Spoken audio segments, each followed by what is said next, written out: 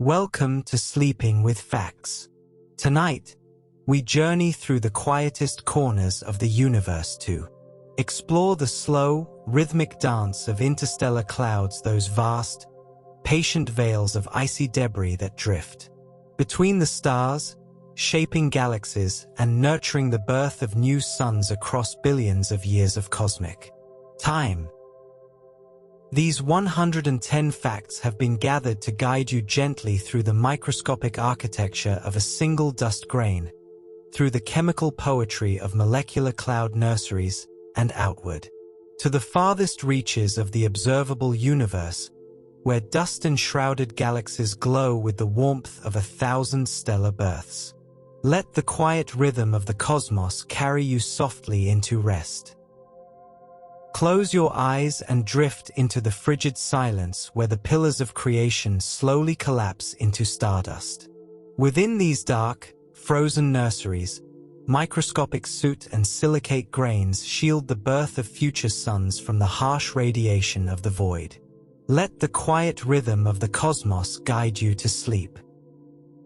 Did you know that the heavy elements required for life were first cradled within vast, icy nebulae long before Earth existed?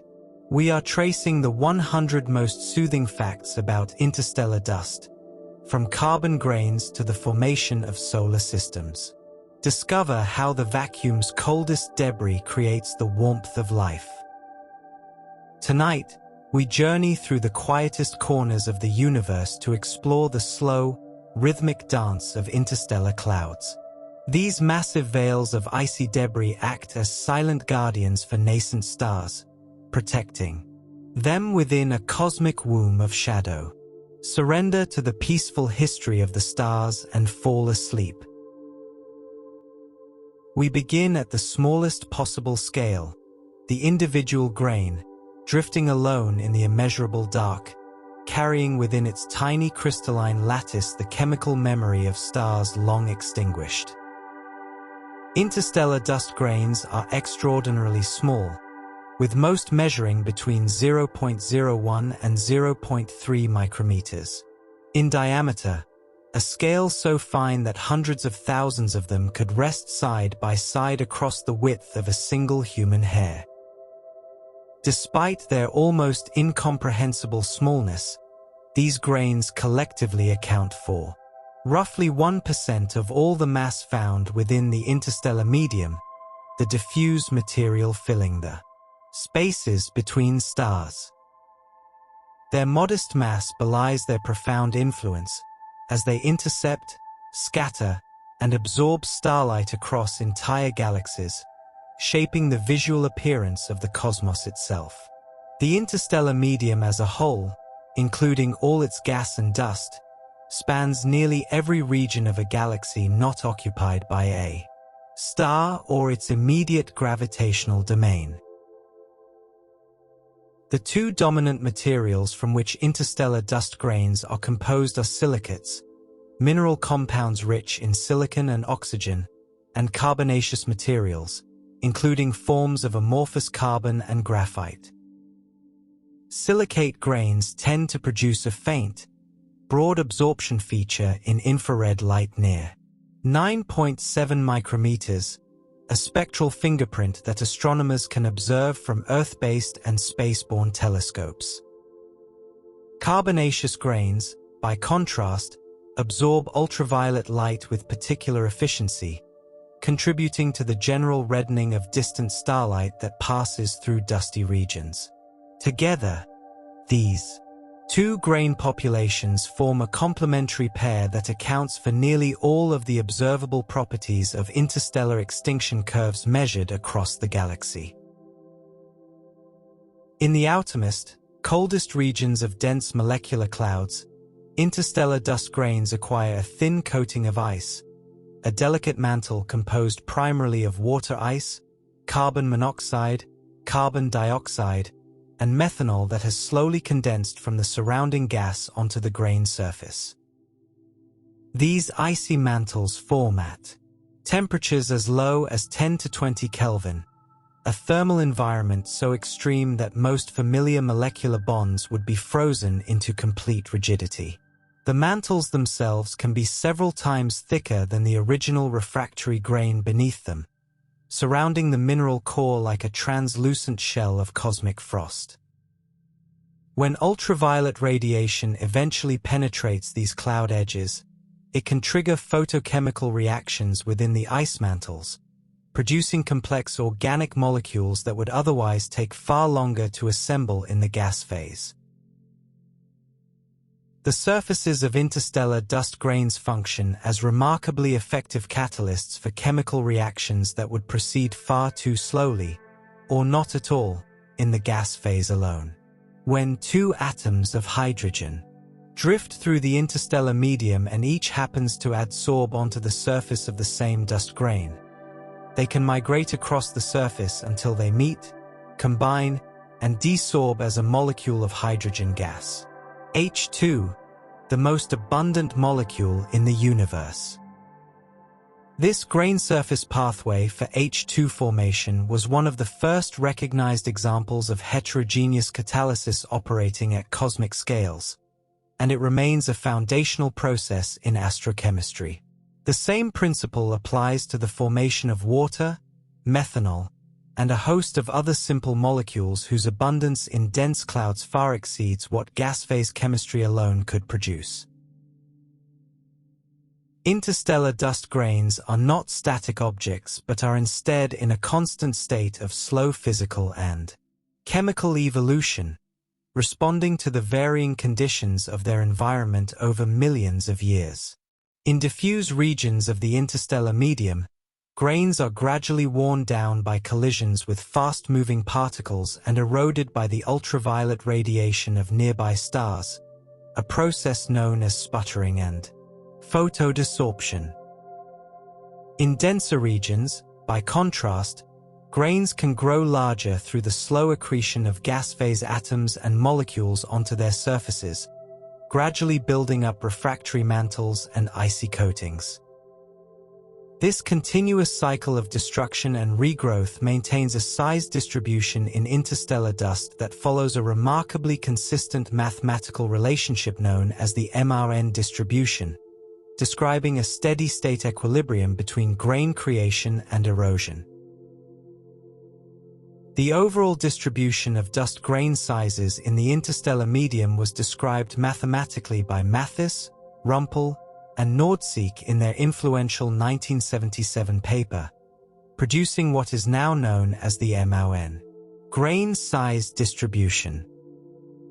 Their analysis showed that the number of grains of a given size decreases steeply as grain size increases, roughly following a power law with an exponent of approximately -3.5, meaning that smaller grains vastly outnumber larger ones.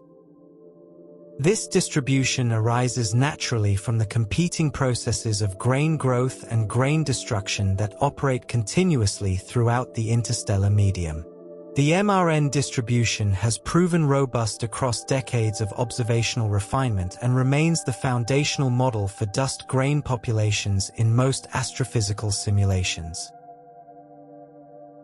Polycyclic aromatic hydrocarbons, commonly abbreviated as PAHs, represent a population of very small carbonaceous molecules, composed of fused rings of carbon and hydrogen, that occupy an intermediate scale between individual molecules and the larger dust grains.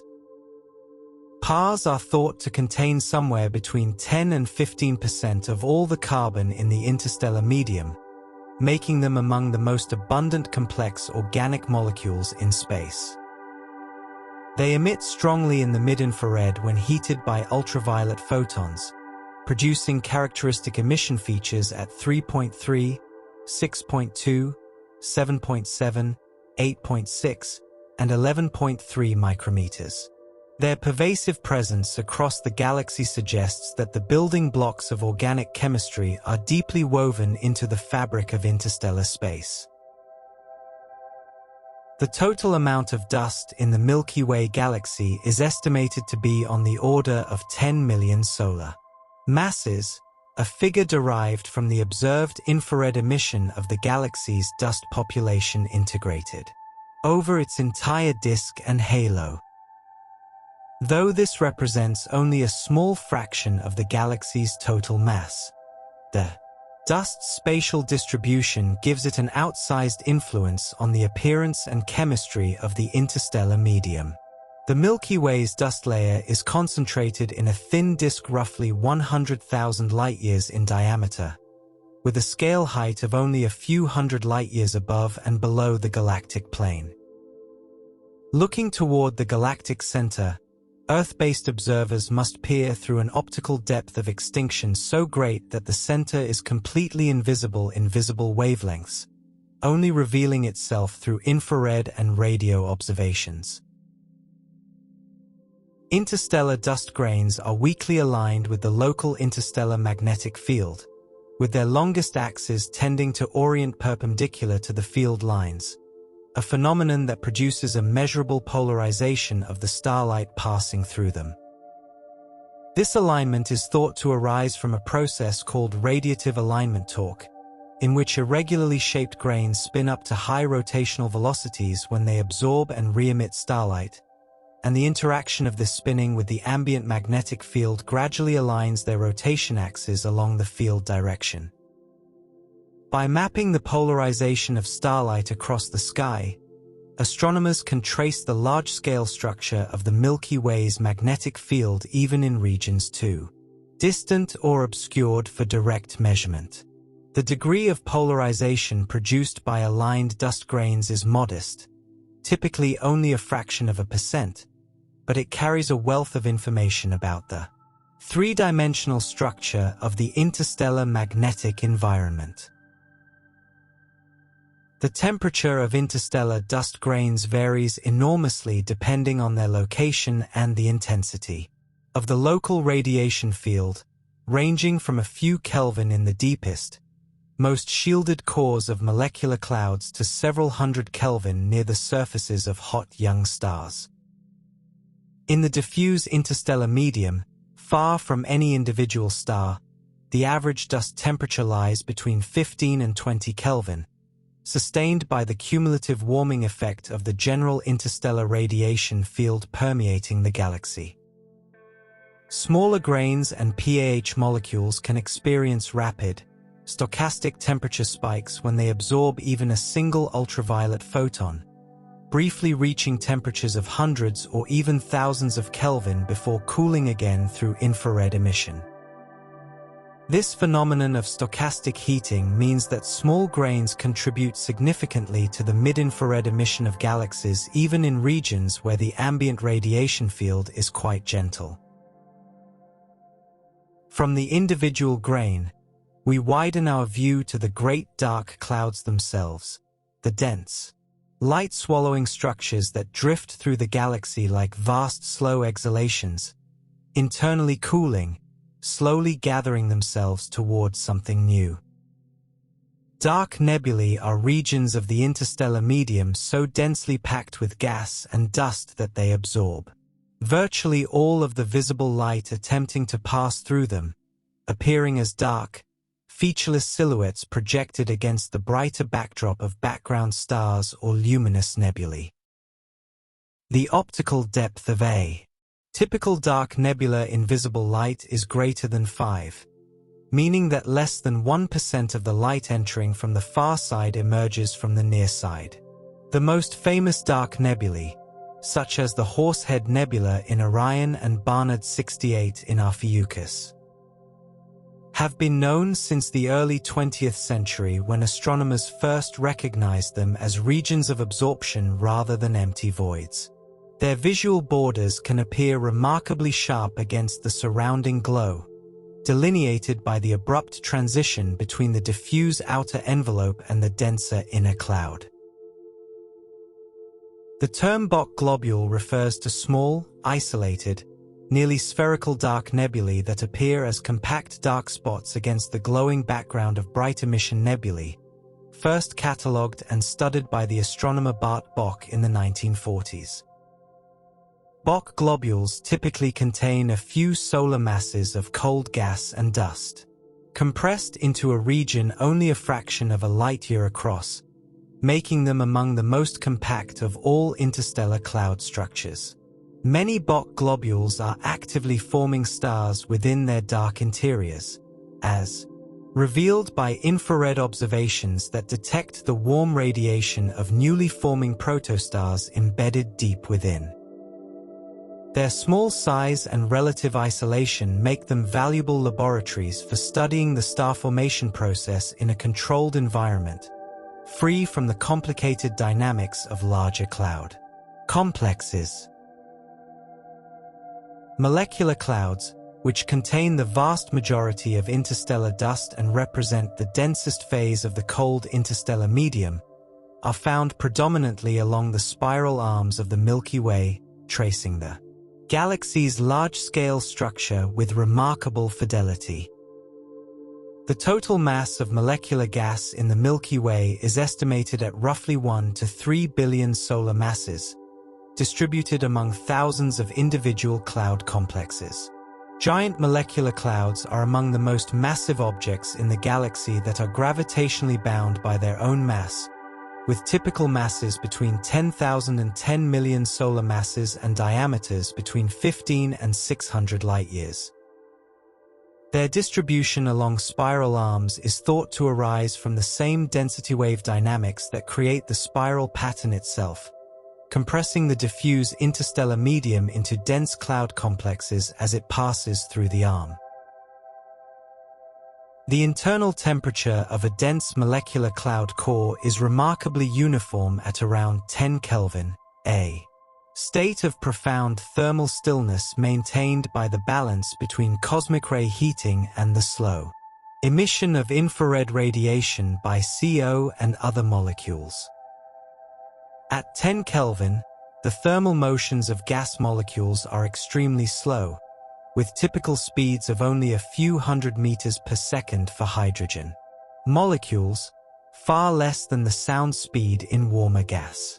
This extreme cold is one of the fundamental prerequisites for star formation, as it allows gravity to dominate over thermal pressure in dense cloud cores, permitting the slow gravitational collapse that initiates the birth of a protostar.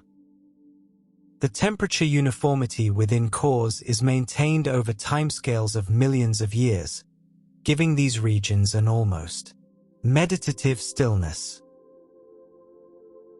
The transition from diffuse interstellar gas to the dense molecular phase occurs across a narrow boundary region called the photodissociation region, or PDR, where the ultraviolet radiation from nearby stars is attenuated by dust absorption to the point where molecular hydrogen can survive against photodissociation.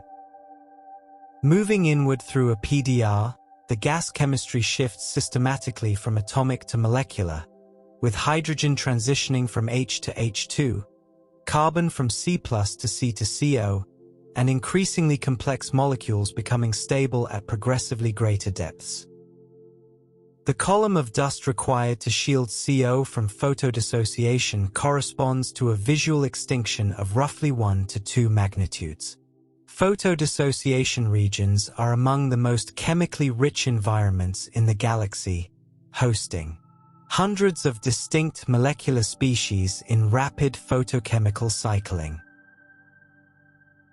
The column density of dust required to measure 1 magnitude of visual extinction, denoted AV equals 1, corresponds to a hydrogen column density of approximately 1.8 by 1021 hydrogen atoms per square centimeter, a relationship known as the standard dust-to-gas ratio, first calibrated by Bolin, Savage, and Drake in 1978.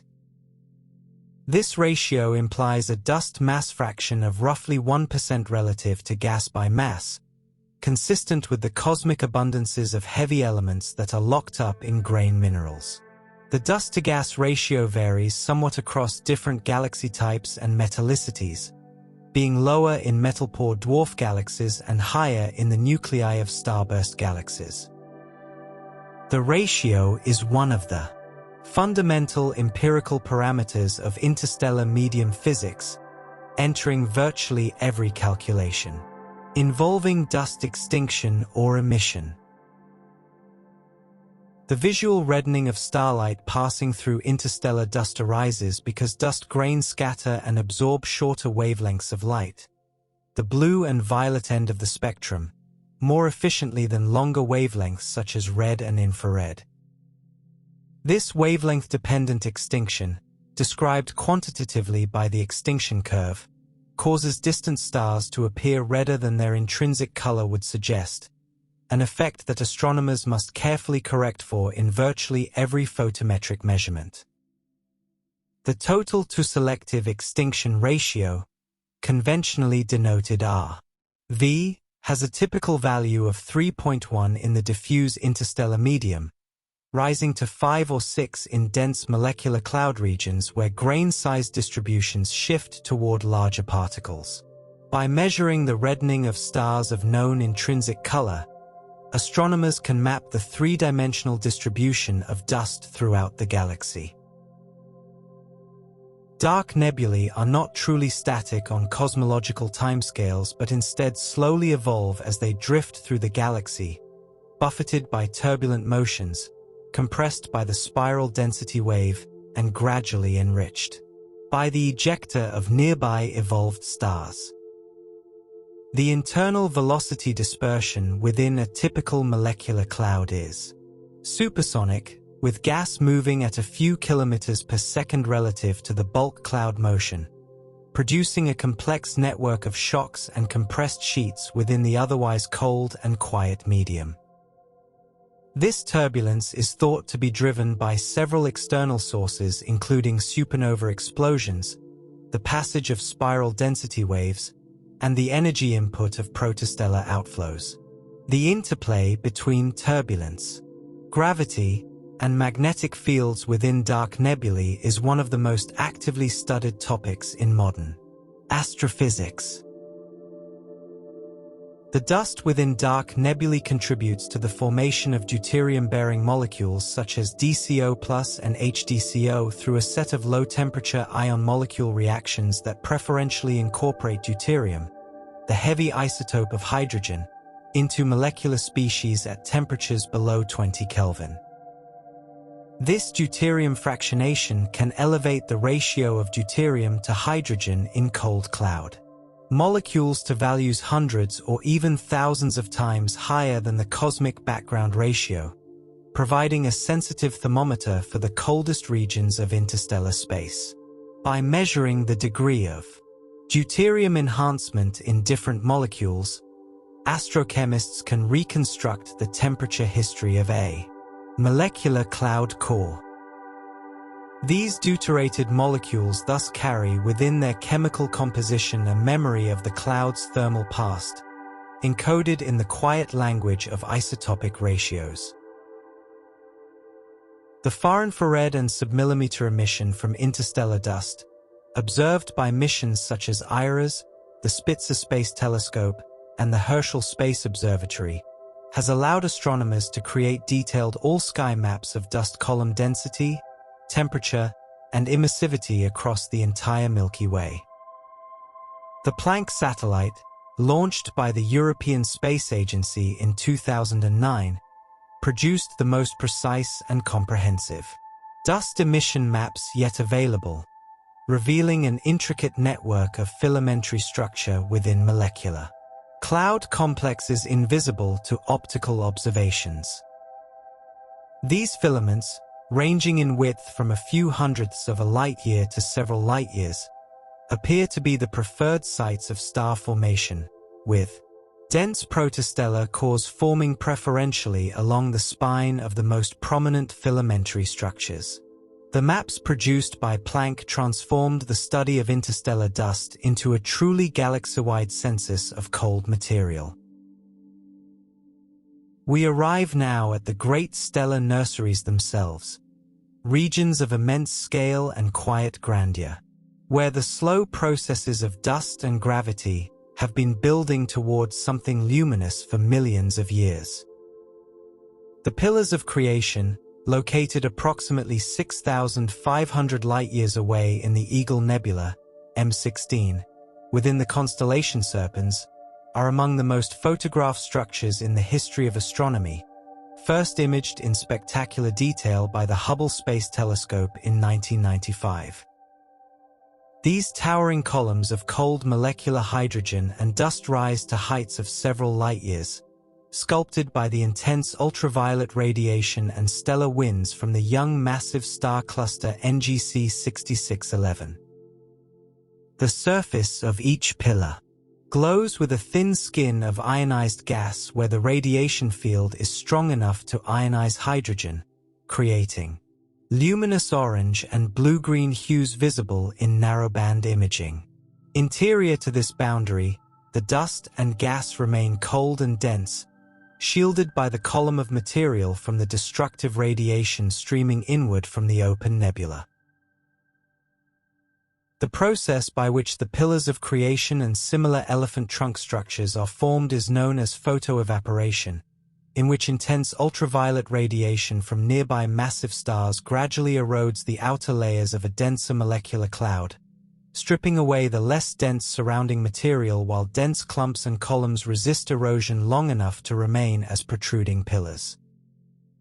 The rate at which material is photoevaporated from a pillar surface depends on the column density, the intensity of the ionizing radiation field, and the composition and grain properties of the dust.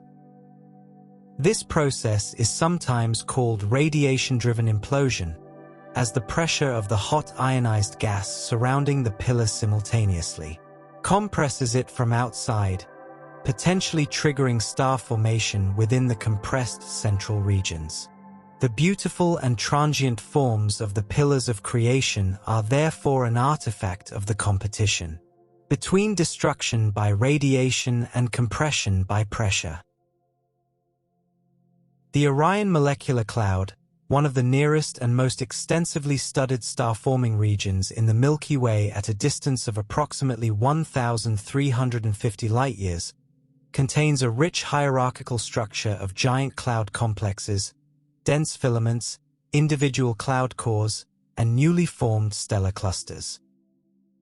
The most active subregion, Orion Molecular Cloud 1, OMC1, hosts the Orion Nebula Cluster, a collection of several thousand young stars ranging in age from less than 100,000 years to a few million years. The total mass of molecular gas in the Orion A and B cloud complexes together is estimated at roughly 100,000 solar masses. Its proximity to the Sun makes it the single most productive location for detailed observational studies of the dust and chemistry of star formation. Triggered star formation occurs when the shockwave from a supernova explosion or the ionization front from a nearby massive star compresses a pre-existing molecular cloud core to a density high enough that gravitational collapse becomes inevitable, initiating the birth of a new generation of stars. This process leaves a characteristic observational signature in which a young stellar cluster at an advanced evolutionary stage lies adjacent to a region of younger protostars. The timescale for triggered star formation depends on the sound crossing time within the compressed layer, typically a few 100,000 years for dense, parsec-scale cloud cores. Sequential triggering, in which one generation of stars triggers the next in an ordered spatial progression, has been proposed as a mechanism for the large-scale propagation of star formation along spiral arms.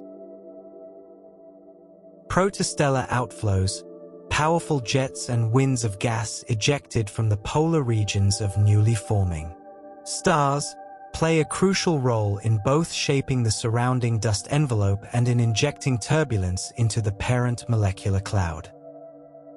These outflows typically emerge as two opposite jets traveling at velocities between 100 and several hundred kilometers per second, carving evacuated cavities through the surrounding dust and gas.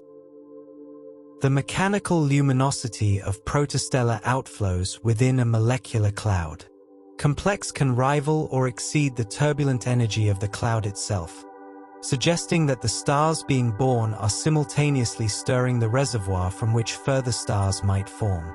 This self-limiting feedback is one reason why the overall star formation efficiency in giant molecular clouds is typically only a few % of the total available gas mass. The infrared dark cloud, IRDC, is a class of cold, dense molecular cloud first identified in the 1990s. Through infrared surveys of the galactic plane, appearing as dark absorption features against the bright mid-infrared emission of the galactic background. IRDCs are among the coldest and densest structures in the interstellar medium prior to star formation, with temperatures as low as 15 Kelvin and number densities exceeding 10,000 hydrogen molecules per cubic centimeter. Their elongated, filamentary morphology echoes the larger-scale structure of the molecular cloud complexes in which they are embedded. The fraction of IRDCs that contain active star formation is a topic of ongoing research, with estimates suggesting that a significant minority harbor protostars in their densest cores. Massive star-forming regions, where stars of 10 or more solar masses are assembling themselves from the surrounding dense gas and dust, are characterized by a particularly rich and rapidly evolving chemistry. The luminosity of a forming massive star can reach tens of thousands of times that of the Sun even before nuclear fusion in its core has been fully ignited, with energy generated primarily by gravitational contraction during the protostellar phase. The surrounding dense dust envelope absorbs nearly all of this radiation and re-emits it as far-infrared light, making newly forming massive stars among the most luminous infrared sources in the galaxy. These hot molecular cores host an extraordinary diversity of complex organic molecules including methyl formate, dimethyl ether, and glycolaldehyde, a simple sugar, all synthesized on grain surfaces. The Rho-Ophiuchi cloud complex, located approximately 130 to 140 light-years from the Sun, is a visually striking region of dark dust clouds, young stellar objects, and reflection nebulae illuminated by the blue and white light of nearby young stars. The cloud contains several hundred young stellar objects at various stages of formation, from deeply embedded Class 0 and Class 1 protostars still accreting mass to older Class 2T Tauri stars surrounded by protoplanetary disks. Its extreme proximity has made it a primary target for high-resolution studies of protoplanetary disk structure, dust grain evolution, and the chemistry of protostellar envelopes. The visual contrast between the dark absorption lanes and the blue reflection nebulae makes this one of the most aesthetically striking star-forming regions in the sky. The Jeans mass and Jeans length, formulated by the British physicist James Jeans in 1902, describe the critical conditions under which a region of gas and dust becomes gravitationally unstable and begins to collapse toward forming a star. The Jeans mass depends on the temperature and density of the gas.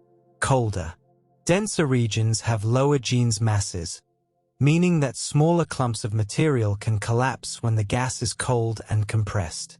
In a typical dense molecular cloud core at 10 Kelvin, the Jeans mass is on the order of 1 to a few solar masses, consistent with the masses of the individual stars that such cores are observed to produce. The correspondence between the Jeans fragmentation scale and the observed characteristic mass of stars provides one of the most elegant connections between the microphysics of cold gas and the large-scale statistics of stellar populations. The Cepheus flare is a loosely organized complex of molecular clouds and star-forming regions located approximately 300 to 500 light-years from the Sun in the constellation Cepheus, forming part of the larger Gould belt structure, a ring of young stars and molecular clouds tilted at roughly 20 degrees to the galactic plane. The Cepheus flare hosts several compact dark globules, young stellar clusters, and Herbig-Haro objects associated with protostellar outflows, all embedded within a diffuse envelope of cold gas and dust. Its moderate distance and relatively uncrowded location on the sky make it an accessible laboratory for studying low-mass star formation in a relatively undisturbed environment. The dark clouds of the Cepheus flare contain a wealth of ice-coated dust grains and complex molecules that have been gradually accumulating over millions of years. Having traced the birth of stars within their dust cocoons, we turn now to one of the most quietly profound aspects of interstellar dust: the way it accumulates and preserves the chemical ingredients from which planets and, ultimately, life are built.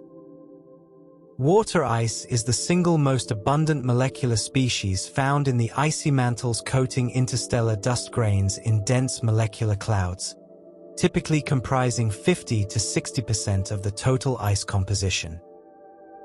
The water ice in interstellar grain mantles is amorphous rather than crystalline, lacking the ordered hexagonal lattice structure of ordinary ice and instead forming a disordered glassy network that traps gases within its porous interior.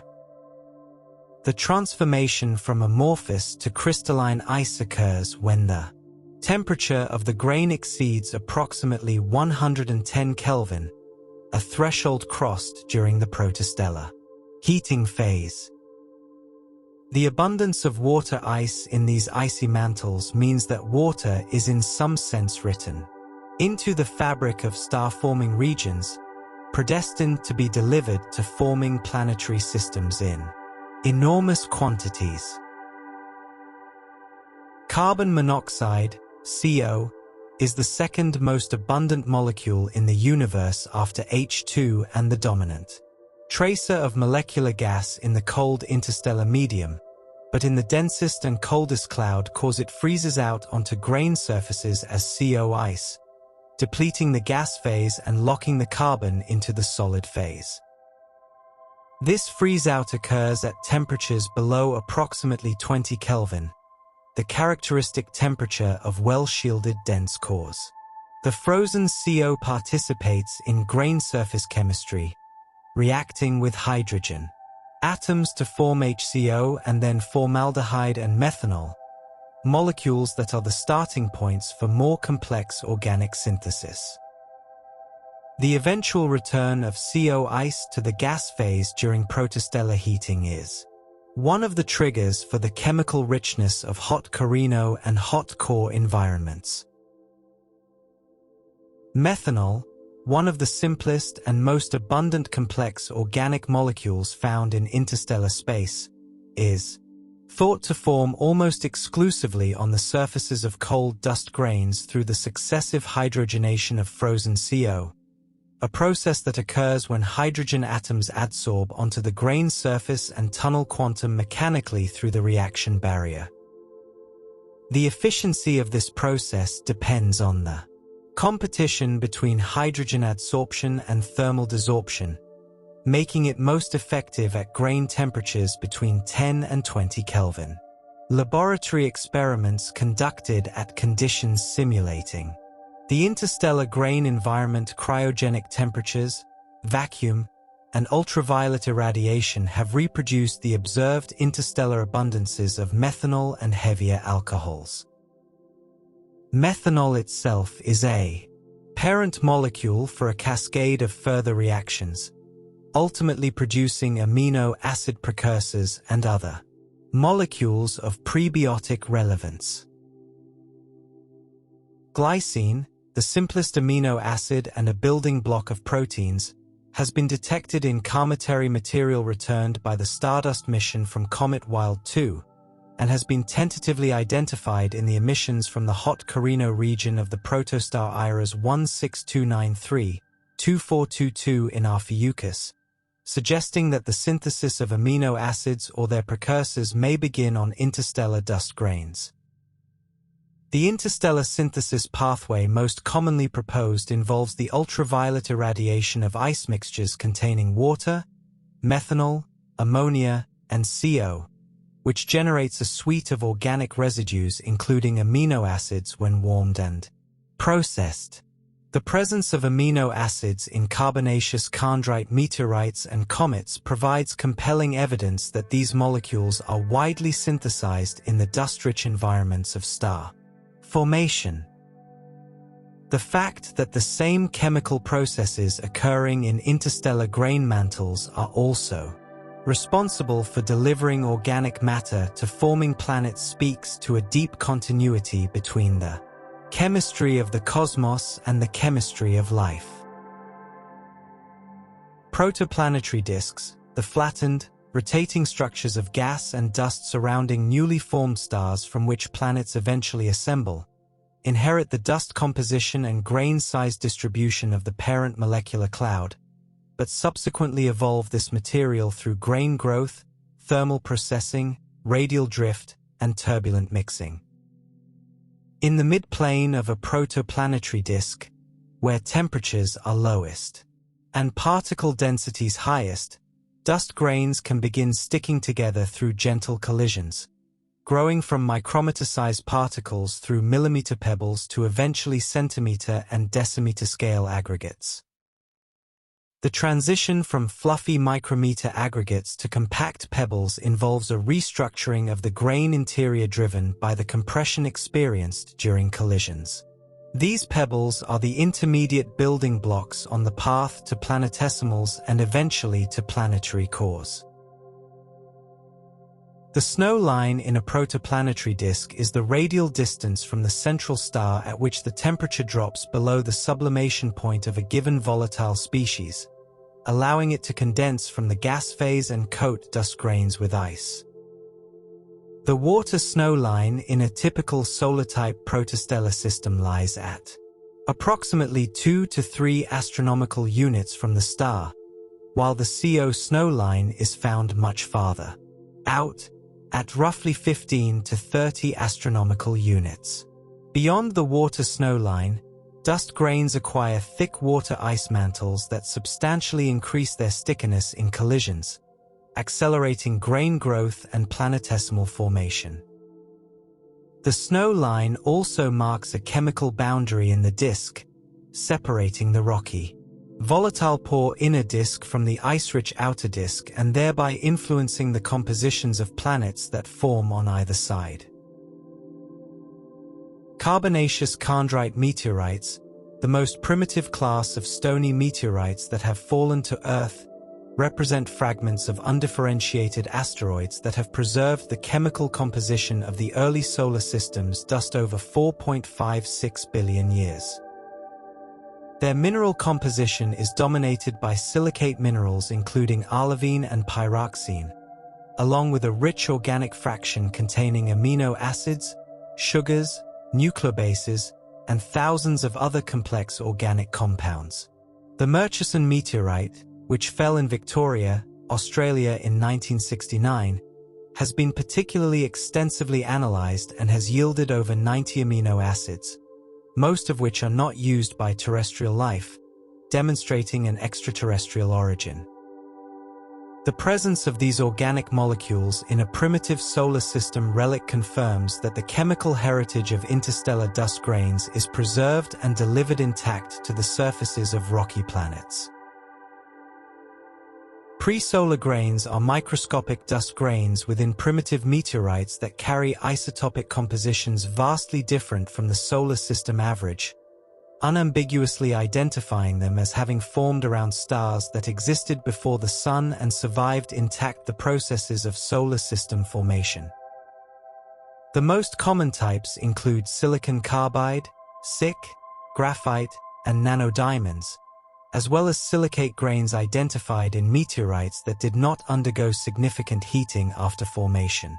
Isotopic analysis of pre-solar SiC grains reveals that they formed primarily in the outflowing winds of asymptotic giant branch stars, old, evolved stars shedding their outer envelopes, as well as in supernova ejecta.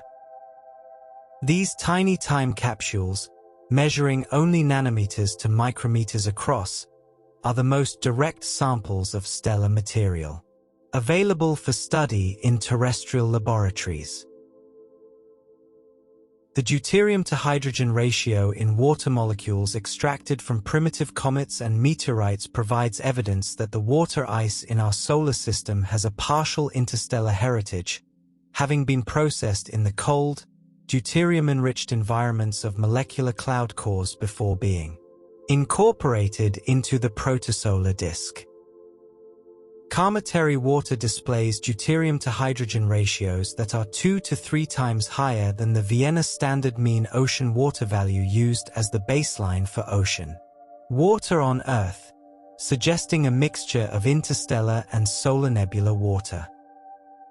The precise fraction of Earth's ocean water that has an interstellar grain origin remains a matter of scientific investigation, with isotopic evidence from different classes of meteorites pointing toward a complex mixing history.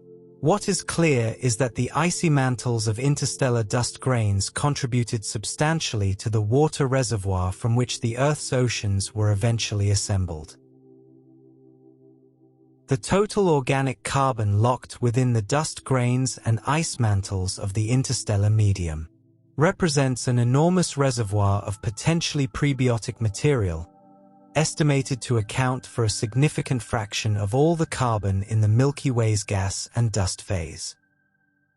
Laboratory simulations of interstellar ice irradiation by ultraviolet light and cosmic rays produce a yellow-brown organic residue containing nitrogen-bearing compounds including hexamethylene tetramine, amino acid precursors, and nucleobase precursors. This material is thought to survive the journey from the interstellar medium into the protoplanetary disk relatively intact in the outer, cooler regions, contributing to the organic inventory of comets, asteroids, and ultimately the surfaces of terrestrial planets.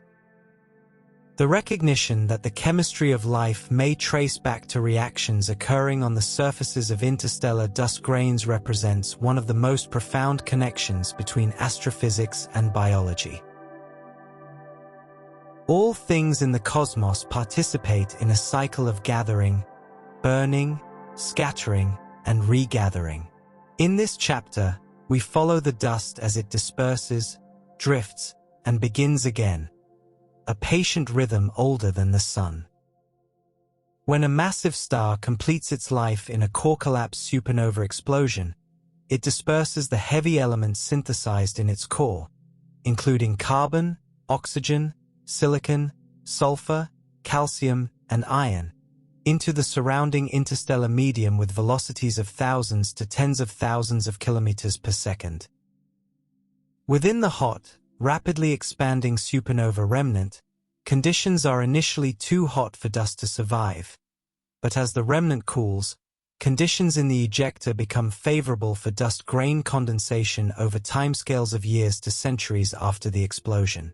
Observations by the Herschel Space Observatory and the ALMA interferometer of supernova remnants such as SN 1987A and Cassiopeia A have detected large masses of newly formed dust, up to a fraction of a solar mass, confirming that supernovae are significant contributors to the interstellar dust budget.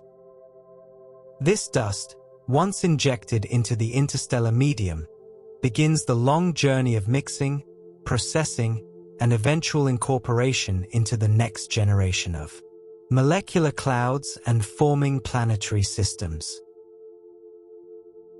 Asymptotic giant branch AGB, stars, old, evolved low to intermediate mass stars nearing the end of their nuclear burning lives, are among the most prolific dust producers in the galaxy, injecting large quantities of carbon-rich or oxygen-rich dust into the interstellar medium through their dense, slow stellar winds. The type of dust produced depends on the carbon-to-oxygen ratio in the star's outer envelope. Carbon stars condense amorphous carbon and silicon carbide grains, while oxygen-rich AGB stars produce silicate and alumina grains. Mass loss rates from AGB stars can reach 10 to 4 solar masses per year in the most extreme cases, building up circumstellar envelopes that eventually encompass the entire star in a thick, dusty cocoon. Over the course of a galaxy's history, AGB stars collectively contribute more dust to the interstellar medium than any other single class of stellar source. Planetary nebulae, the beautiful shells of glowing gas ejected by low to intermediate mass stars during the final stages of AGB evolution, illuminated by the intense ultraviolet radiation of the hot white dwarf left at the center, are among the most visually striking objects in the sky and represent one of the main channels through which chemically enriched material is returned to the interstellar medium. The iconic Ring Nebula in Lyra, the Helix Nebula in Aquarius, and the Cat's Eye Nebula in Draco are all examples of planetary nebulae at various stages of their expansion and dispersal. Dust grains are abundant within the shells of many planetary nebulae, where they absorb the ultraviolet radiation of the central white dwarf and re-emit it as infrared light. The dust in a planetary nebula is eventually dispersed into the surrounding interstellar medium over timescales of tens of thousands of years as the shell expands and dissolves. The timescale over which freshly produced interstellar dust grains are destroyed by the harsh physical conditions of the interstellar medium, particularly by the sputtering and shattering of grains in supernova shockwaves, is estimated at only a few 100 million years, far shorter than the age of the galaxy at over 13 billion years. This destruction timescale implies that virtually all of the interstellar dust currently present in the Milky Way has been processed through at least one cycle of formation, destruction, and reformulation. The discrepancy between the rapid destruction rate and the observed abundance of dust requires that there be efficient mechanisms for dust regrowth operating within the interstellar medium, with grain surface accretion in the cold dense ISM being the most commonly proposed mechanism. This destruction and regrowth cycling means that the interstellar dust population is in a dynamic steady state rather than a static relic from the early stages of galactic chemical evolution.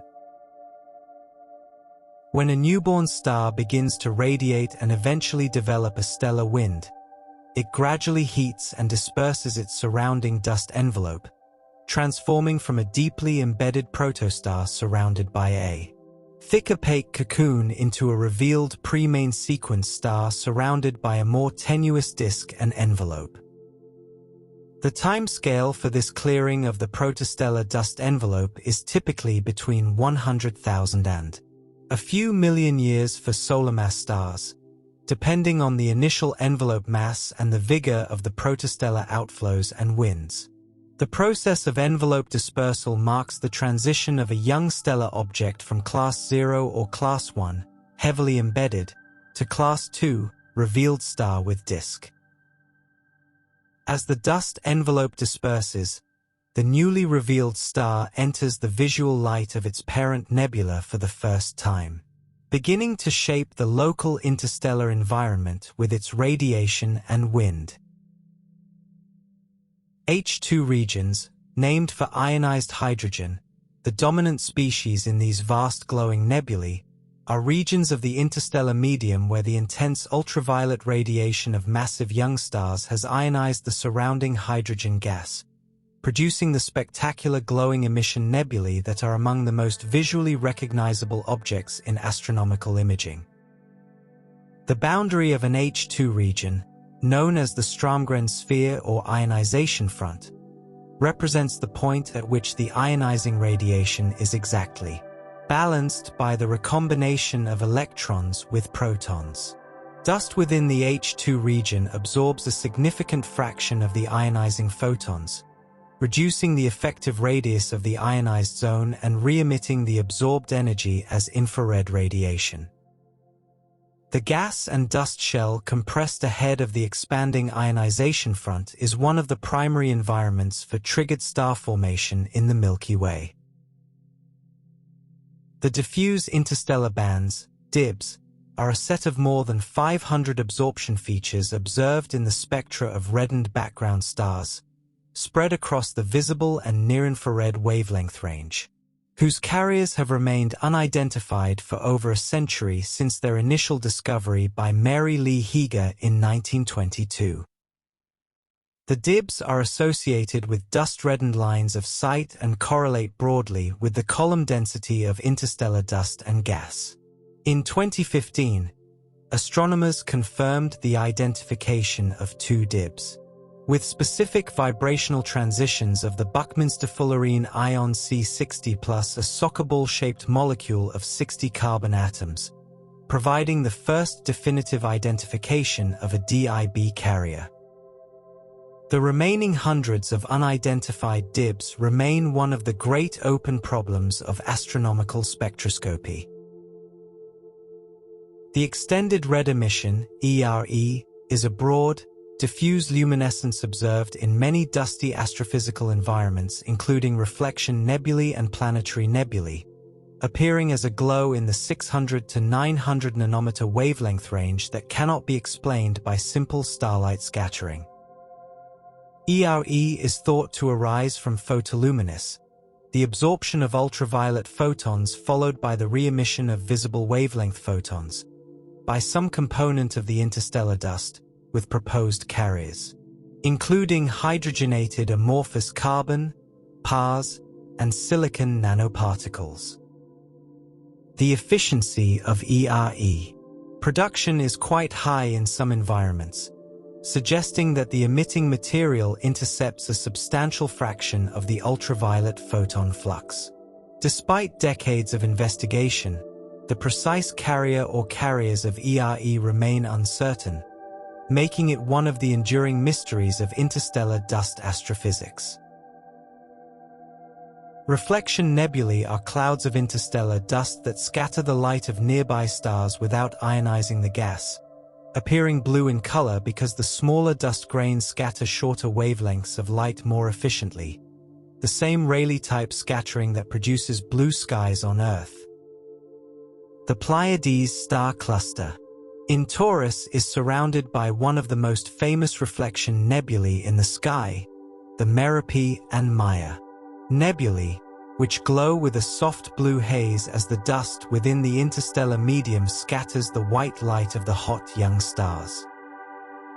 The color and polarization of the scattered light from reflection nebulae can be used to infer the grain size distribution and scattering properties of the dust. Reflection nebulae provide some of the most photogenic demonstrations of the way interstellar dust shapes the visual appearance of the cosmic landscape. The concept of the galactic habitable zone, proposed by Charles Lineweaver and colleagues in 2004, suggests that the conditions most favorable for the emergence of complex life on Earth-like planets are found in an annular region of a galaxy located at intermediate galactic radii, far enough from the active galactic center to avoid intense radiation and frequent supernova explosions, but close enough to be enriched in heavy elements through ongoing stellar nucleosynthesis. Interstellar dust plays a key role in this framework, both as the direct material from which rocky planets are assembled and as the carrier of organic molecules synthesized in molecular clouds. The metal-poor outer reaches of the galactic disk, where dust production has been lower, may produce rocky planets of reduced mass or different mineralogical composition. The galactic habitable zone concept thus links the large-scale distribution of interstellar dust across the galaxy to the probability of finding inhabited worlds at different locations within it. We pause here to contemplate the dust not only as a chemical process but as a visual and optical phenomenon, the way it sculpts what we can and cannot see, creating the shadowed depths and luminous edges that give the galaxy its texture. The zodiacal light is a faint, diffuse cone of light visible from Earth in the pre-dawn or post-sunset sky. Along the plane of the ecliptic, produced by the scattering of sunlight from interplanetary dust grains, microscopic particles of rocky and icy material concentrated in the plane of the solar system. These interplanetary dust grains are continuously replenished by the sublimation of cometary surfaces and the collisional grinding of asteroid belt bodies.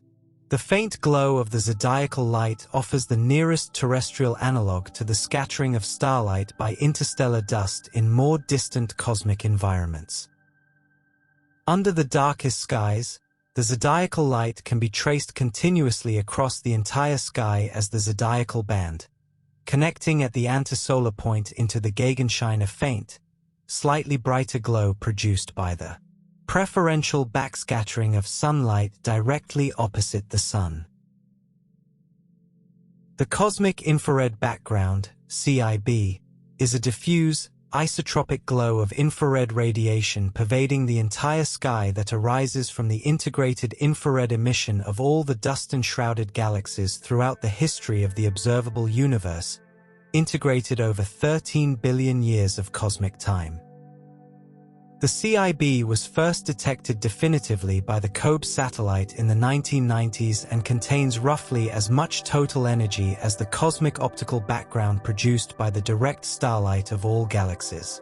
This energy equipartition implies that approximately half of all the starlight ever produced in the universe has been absorbed by interstellar dust and re-emitted as heat radiation in the infrared. The CIB also carries imprinted within it the signatures of the epoch of reionization, when the first generation of massive stars and quasars transformed the universe from a neutral to an ionized state. The Great Rift, also known as the Dark Rift or the Cygnus Rift, is a prominent dark lane visible to the naked eye running along the band of the Milky Way from Cygnus through Aquila and Ophiuchus to Centaurus, appearing as a division of the glowing star band into two unequal streams. This dark lane is not an absence of stars but rather a series of overlapping foreground dark nebulae that absorb the light of billions of background stars. Indigenous astronomers in several cultures, including the Inca tradition in South America, recognized the Great Rift as a meaningful celestial feature, seeing within its dark shape the outline of animals formed not from stars but from the dark spaces between them. In modern astronomy, the Great Rift is understood as a foreground dust absorption feature at a distance of roughly 300 to 500 light-years from the Sun, tracing the local spur of the galactic dust layer. Cirrus clouds, named for their resemblance to the high, wispy cirrus clouds of Earth's atmosphere, is a term used in astronomy to describe the faint, diffuse infrared emission from cold interstellar dust at high galactic latitudes, above and below the main dust layer, first detected in the IRA's All-Sky Infrared Survey in 1984.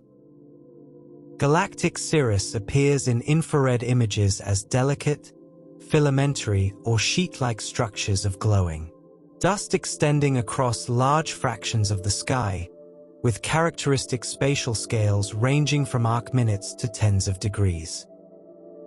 Their presence poses a significant challenge for cosmological studies at high galactic latitudes, as cirrus emission can contaminate measurements of the cosmic microwave background and weak gravitational lensing surveys. Despite this observational complication, galactic cirrus is itself of considerable scientific interest as a tracer of the three-dimensional structure of the interstellar medium in the solar neighborhood.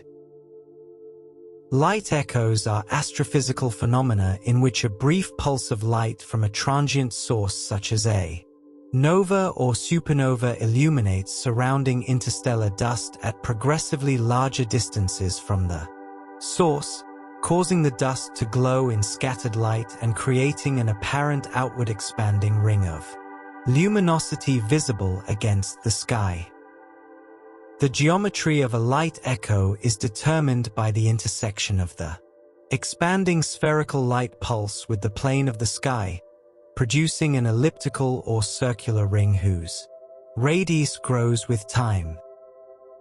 Light echoes around novae and supernovae have been observed most famously around V838 Monocerotis after its outburst in 2002 and around the supernova remnant Cassiopeia A. By studying the polarization and spectrum of a light echo, astronomers can reconstruct the three-dimensional distribution of dust in the region surrounding the transient source. The Barnard Catalog, compiled by the American astronomer Edward Emerson Barnard over the early decades of the 20th century through a systematic program of wide-field photographic surveys of the Milky Way, contains 370 dark nebulae designated by the letter B followed by a number, forming the foundational reference list for the study of dark-absorbing clouds in the Milky Way. Barnard recognized that many of these dark regions were not simply empty space but rather dense clouds of obscuring material, contributing to the paradigm shift that transformed the understanding of the interstellar medium from a transparent void to a complex, structured, actively evolving medium.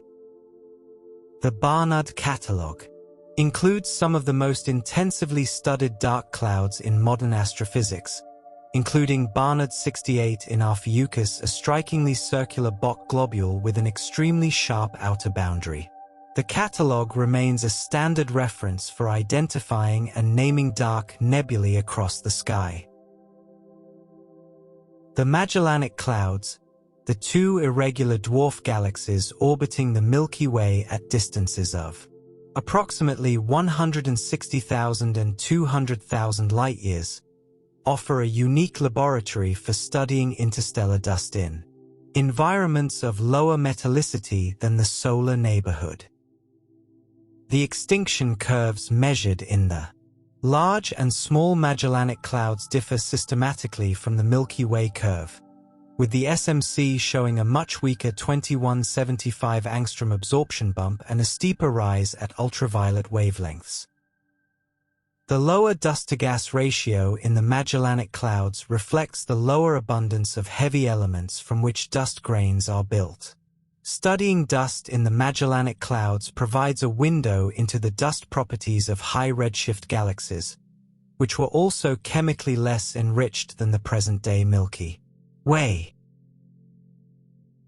Accretion shocks, the energetic collisions between infalling gas and the surface of a forming star or the inner edge of a protoplanetary disk, produce intense radiation that processes the dust in the immediately surrounding regions, potentially annealing amorphous silicate grains into more crystalline forms with greater structural order.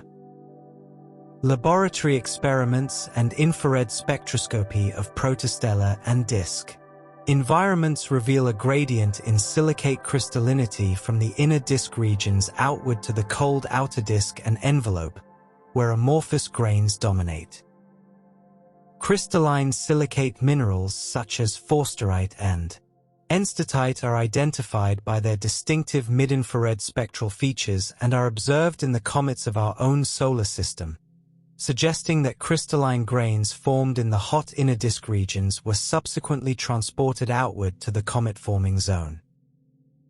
The presence of crystalline silicates in cometary material represents a direct link between the thermal history of the protoplanetary disk and the chemical composition of the outermost bodies in our solar system.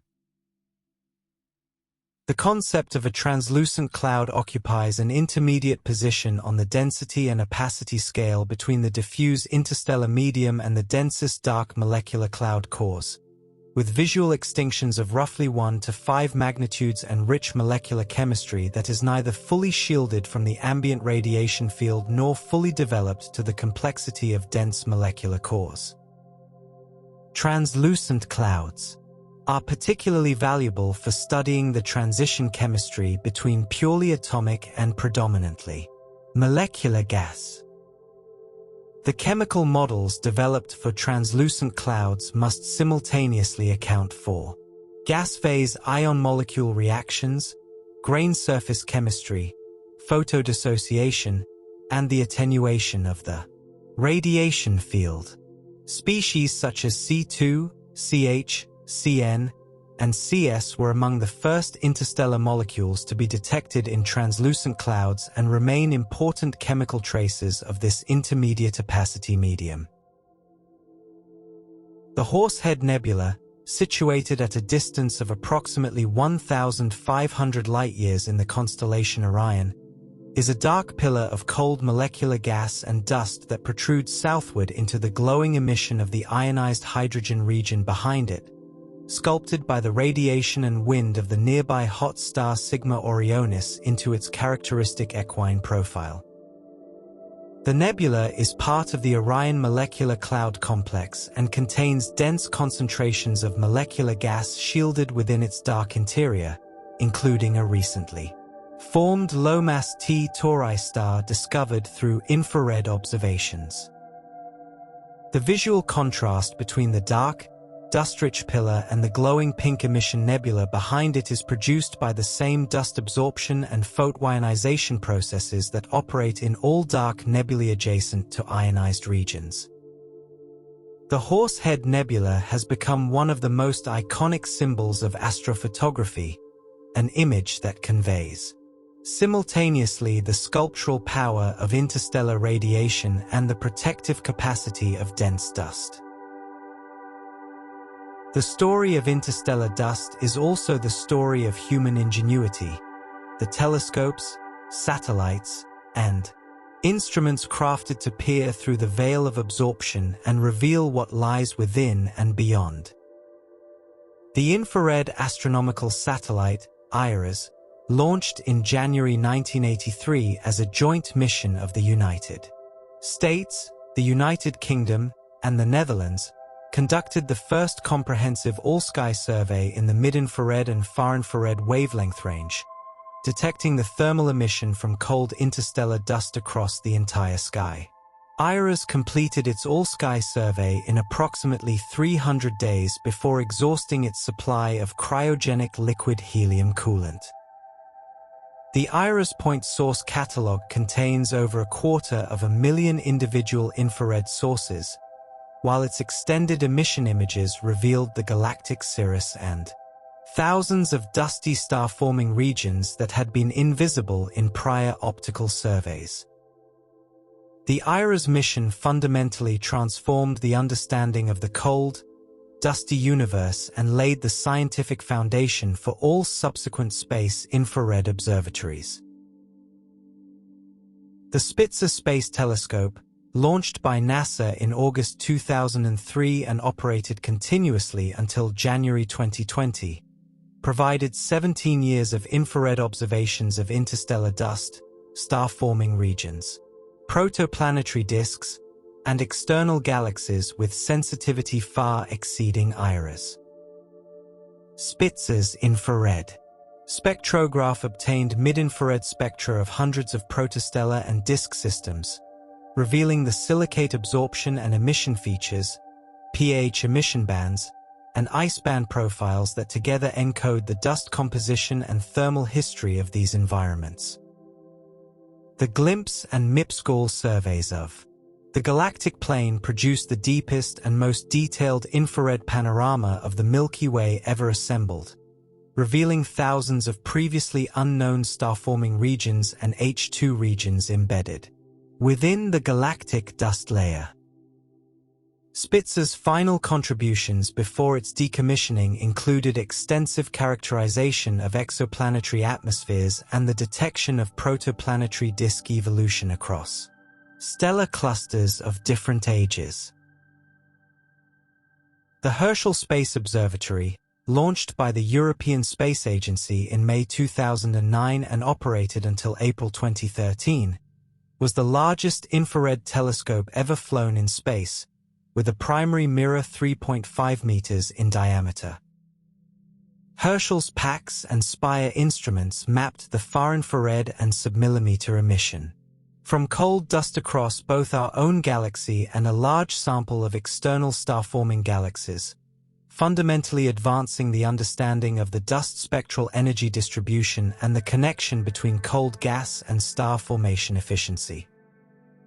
The HIGAL, Herschel Infrared Galactic Plane Survey, produced a detailed map of the cold dust emission across the entire galactic plane in 5 far-infrared bands, identifying tens of thousands of cold dense clumps at various stages of star formation. Like Spitzer, Herschel exhausted its cryogenic helium coolant over the course of its mission, after which the mission was concluded.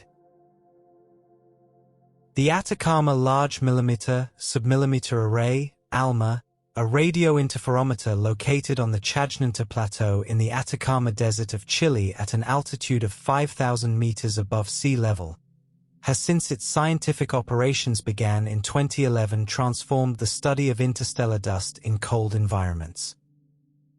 ALMA observes the thermal continuum emission from cold dust grains at millimeter and submillimeter wavelengths, as well as the rotational line emission from the hundreds of molecular species identified in the interstellar medium.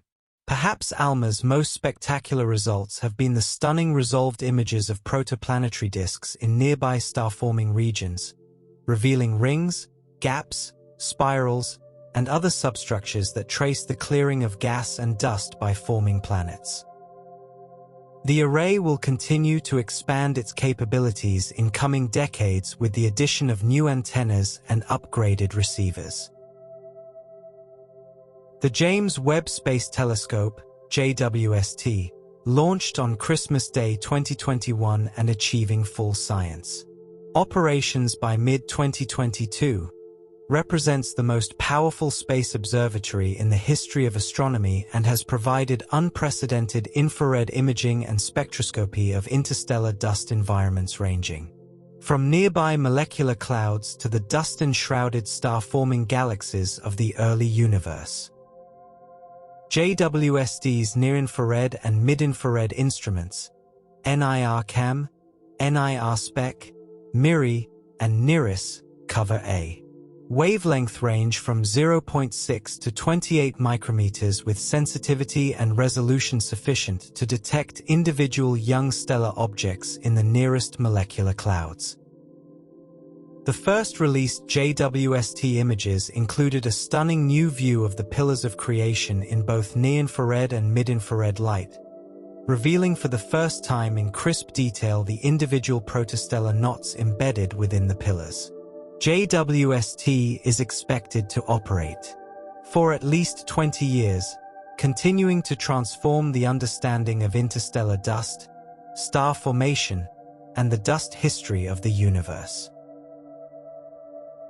Radio telescopes operating at millimeter and centimeter wavelengths are essential tools for studying the molecular line emission that traces the gas component of the interstellar medium alongside its dust, with the IRAM 30-meter telescope in Spain, the Green Bank telescope in West Virginia, and the NOEMA array in the French Alps representing some of the leading facilities for this work. The detection of complex organic molecules, including glycolaldehyde, ethylene glycol, formamide, and isopropyl cyanide, in hot molecular cores has been achieved primarily through sensitive millimeter wave spectroscopy. Each molecular species has a unique spectral fingerprint, a pattern of rotational transition frequencies, determined by its mass distribution, which allows it to be identified unambiguously even in spectrally crowded regions with hundreds of overlapping emission lines. The detection of increasingly complex molecules has opened new questions about the origins of molecular complexity in astrophysical environments. Three-dimensional dust maps of the solar neighborhood, constructed from the precise photometric and astrometric measurements of hundreds of millions of stars by surveys such as the Gaia mission, Pan-STARRS, and 2MASS, have revealed the complex three-dimensional architecture of dust within approximately 3 kiloparsecs of the Sun. These maps show that the local dust distribution is characterized by a series of elongated cloud complexes and filaments that trace the local arm of the Milky Way, with cavities evacuated by supernova explosions interspersed among the denser cloud regions. The Gaia satellite, which measured parallaxes and proper motions for over 1 billion stars during its mission, has provided the essential three-dimensional positional framework for converting two-dimensional extinction measurements into fully three-dimensional dust density maps. These maps represent a revolution in the ability to understand the spatial relationship between dust, gas, star formation, and galactic dynamics in the solar neighborhood. The Cosmic Origins Spectrograph, COS, installed on the Hubble Space Telescope has enabled ultraviolet spectroscopic studies of interstellar dust and molecules in absorption against bright background quasars and hot stars with sensitivity superior to any previous ultraviolet instrument. COS observations have been used to measure the depletion of heavy elements from the gas phase onto dust grains, quantifying the fraction of silicon, magnesium, iron, and other refractory elements that are locked up in grain minerals rather than remaining in the gas. These depletion studies have revealed systematic trends with local density and temperature, with higher density, colder regions showing greater depletion, consistent with the expectation that grain accretion in dense molecular clouds progressively locks up more gas phase heavy elements. COS has also contributed to the detection of H2 and CO absorption in diffuse and translucent clouds, extending the inventory of molecular absorption features in the ultraviolet to unprecedented completeness. Interferometric millimeter dust polarimetry, the measurement of the linear polarization of thermal dust emission at millimeter wavelengths using aperture synthesis techniques with arrays such as ALMA, has in recent years provided the most detailed maps of the magnetic field geometry within protoplanetary disks and protostellar envelopes. These polarimetric observations probe dust grains aligned with the local magnetic field, translating the polarization pattern of the thermal emission into a map of the magnetic field direction. The results have shown that the magnetic field geometry in star-forming cores and disks is complex, with the field transitioning from the ordered large-scale structure of the parent molecular cloud through a more tangled configuration in the collapsing core. Understanding the role of the magnetic field in regulating the assembly of disk material will be essential for a complete theory of how planetary systems form. The Siena Galaxy Atlas and the Dustpedia project represent coordinated efforts to characterize the dust properties of hundreds of nearby galaxies from the ultraviolet through the far-infrared, building comprehensive spectral energy distributions that encode the total amount, temperature distribution, and composition of dust across diverse galactic environments. These multi-wavelength surveys have shown that the ratio of infrared luminosity to stellar mass varies systematically with galaxy morphology, star formation activity, and metallicity, reflecting the different physical conditions in which dust exists in different types of galaxies. Elliptical galaxies, with little ongoing star formation, have proportionally much less cold dust than spiral galaxies, while starburst galaxies can be completely dominated in their total energy output by the infrared emission from dust. The Dustpedia project has made all of its reduced multi-wavelength imagery and photometry publicly available, enabling statistically rigorous studies of galaxy-scale dust properties. The silence of the interstellar medium is, in chemical terms, a remarkably busy place. We step now into the invisible world of molecular reactions happening in the cold, patient dark. The interstellar medium contains well over 200 distinct molecular species that have been identified through their rotational, vibrational, or electronic spectral signatures, ranging in complexity from diatomic molecules such as CN, CS, and SO to molecules containing 13 or more atoms. The rate at which new molecules are being discovered has accelerated substantially with the availability of broadband, high-sensitivity spectral line surveys conducted by ALMA and other facilities, with several new species being confirmed each year. Most complex molecules identified in space are organic, containing carbon, and their detection in hot molecular cores near forming massive stars suggests that the warmth of the forming star drives complex chemistry both in the gas phase and on grain surfaces. The identification of each new molecule not only adds to the inventory of cosmic chemistry but also constrains the reaction network models used to understand how chemistry progresses from simple atoms to observed molecular complexity. The Sagittarius B2 molecular cloud complex, located approximately 120 light-years from the Milky Way's central supermassive black hole and at a distance of roughly 26,000 light-years from the Sun, is the most chemically rich region known in the interstellar medium, hosting the largest number of identified molecular species of any interstellar cloud environment. SGR B2N has been the site of the first confirmed detections of many complex organic molecules including ethyl formate, N-propyl cyanide, and several amino acid precursors identified through broadband millimeter and submillimeter spectral surveys. The extreme density and temperature near the embedded massive protostars, combined with its elevated heavy element abundance near the galactic center, create conditions for particularly vigorous grain surface and gas phase chemistry. The SGR-B2 complex has served as the primary discovery site for interstellar molecules for over 5 decades.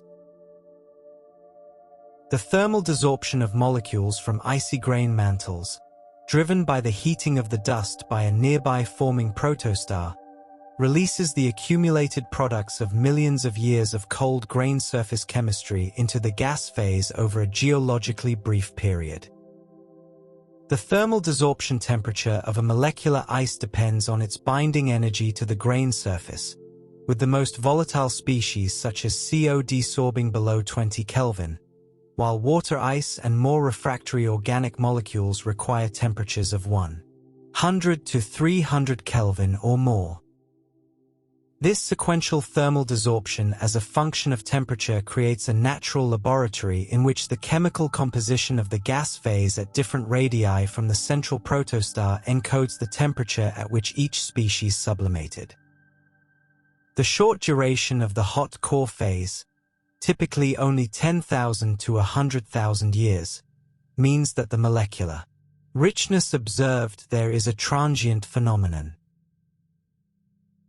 Cosmic rays, highly energetic particles, predominantly protons, accelerated by supernova shockwaves to energies of millions to trillions of electron volts, penetrate even the densest molecular cloud cores and play an essential role in maintaining a residual level of ionization within the otherwise electrically neutral interior of the cloud. This cosmic ray ionization produces the molecular ion H3+, which is the initiating species for much of the ion molecule chemistry of the cold interstellar medium, driving reaction networks that eventually lead to the formation of CO, HCN, and many other important molecular traces. The cosmic ray ionization rate within molecular clouds is estimated at approximately 1 to 10 times 10 to 17 ionizations per second per hydrogen atom. Without the steady percolation of cosmic rays into cloud interiors, the rich molecular chemistry of dense cores would be significantly impoverished.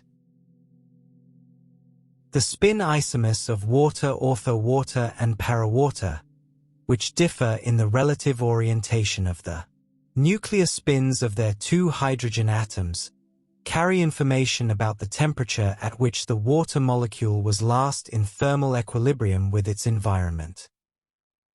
In the cold interstellar medium, the nuclear spin conversion between ortho and para states is extremely slow in the gas phase but can proceed more efficiently on grain surfaces, where the catalytic effect of the surface lowers the conversion barrier. Measurements of the ortho to para ratio, OPR, of water in the cometary coma, in protostellar envelopes, and in interstellar clouds probe the temperature history of the water molecules and indirectly the temperature of the grain surface environments in which the water was last processed. Observed OPR values in comets correspond to formation temperatures in the range of 20 to 30 Kelvin, consistent with formation of the water on cold interstellar dust grain surfaces. Formaldehyde was the first polyatomic organic molecule to be detected in the interstellar medium. Identified through its centimeter wave radio absorption by Snyder and colleagues in 1969, marking a turning point in the recognition that the interstellar medium was a chemically rich environment capable of harboring complex molecular species. Formaldehyde is widespread in molecular clouds, found in both warm and cold environments, and serves as a chemical indicator of the density and temperature of the gas in which it resides. Its abundance relative to methanol and other simple organics is a sensitive diagnostic of the degree to which hydrogenation of CO ice on grain surfaces has proceeded. Formaldehyde also plays a role in prebiotic chemistry, being one of the reactants in the Formose reaction, a series of reactions that can produce ribose and other sugars. The surface of an interstellar dust grain is divided energetically into different types of adsorption sites: shallow physisorption sites where molecules are weakly held by van der Waals forces, and deeper chemisorption sites where stronger bonds can form. At the very low temperatures of dense cloud cores, only the lightest atoms, primarily hydrogen, have sufficient thermal energy and quantum tunneling probability to move freely across the surface, while heavier atoms and molecules are essentially frozen in place. This temperature-dependent mobility means that hydrogen is the dominant reactive species on grain surfaces in cold environments, driving the hydrogenation reactions that produce water, methanol, and ammonia. At higher temperatures, achieved during protostellar heating, heavier radicals become mobile and can react with each other on the grain surface, enabling the synthesis of more complex organic molecules through radical-radical coupling reactions. The molecular hydrogen formation rate in the Milky Way, the rate at which H2 is produced on grain surfaces and returned to the gas phase, must be sufficient to counterbalance the destruction of H2 by ultraviolet photodissociation and cosmic ray-induced reactions. The efficiency of H2 formation on grain surfaces depends sensitively on the grain temperature, surface composition, and the flux of hydrogen atoms, peaking at grain temperatures near 10 to 20 Kelvin. Laboratory experiments using model grain surfaces irradiated by atomic hydrogen beams at cryogenic temperatures have confirmed the formation of H2 at efficiencies consistent with astrophysical constraints, validating the grain surface formation pathway. The global H2 formation rate in the Milky Way requires that each hydrogen atom adsorb onto and react on a grain surface on a timescale of roughly 108 to 109 years, shorter than the age of the galaxy. The process of photodissorption, the ejection of molecules from icy grain mantles by the absorption of a single ultraviolet photon, allows volatiles to escape from grain surfaces into the gas phase even at temperatures far too low for thermal desorption, maintaining a residual molecular gas phase abundance in cold, UV-exposed cloud edges. The photodesorption yield, the number of molecules released per absorbed photon, has been measured in the laboratory for species including water, CO2, methanol, and formaldehyde, typically yielding values between 10 to 3 and 10 to 2 molecules per photon. In photodissociation regions and in the surface layers of protoplanetary disks where UV flux is significant, photodissorption can be the dominant source of gas phase molecules. The interplay between photodissorption, photodissociation, gas phase reactions, and readsorption onto grains produces a complex chemical steady state in PDRs that drives much of the molecular richness observed in those environments. The first detection of an interstellar chiral molecule, a molecule that exists in two mirror image forms that are not superimposable on each other, was reported in 2016 for propylene oxide in the SGR-B2 region, representing a milestone in astrochemistry.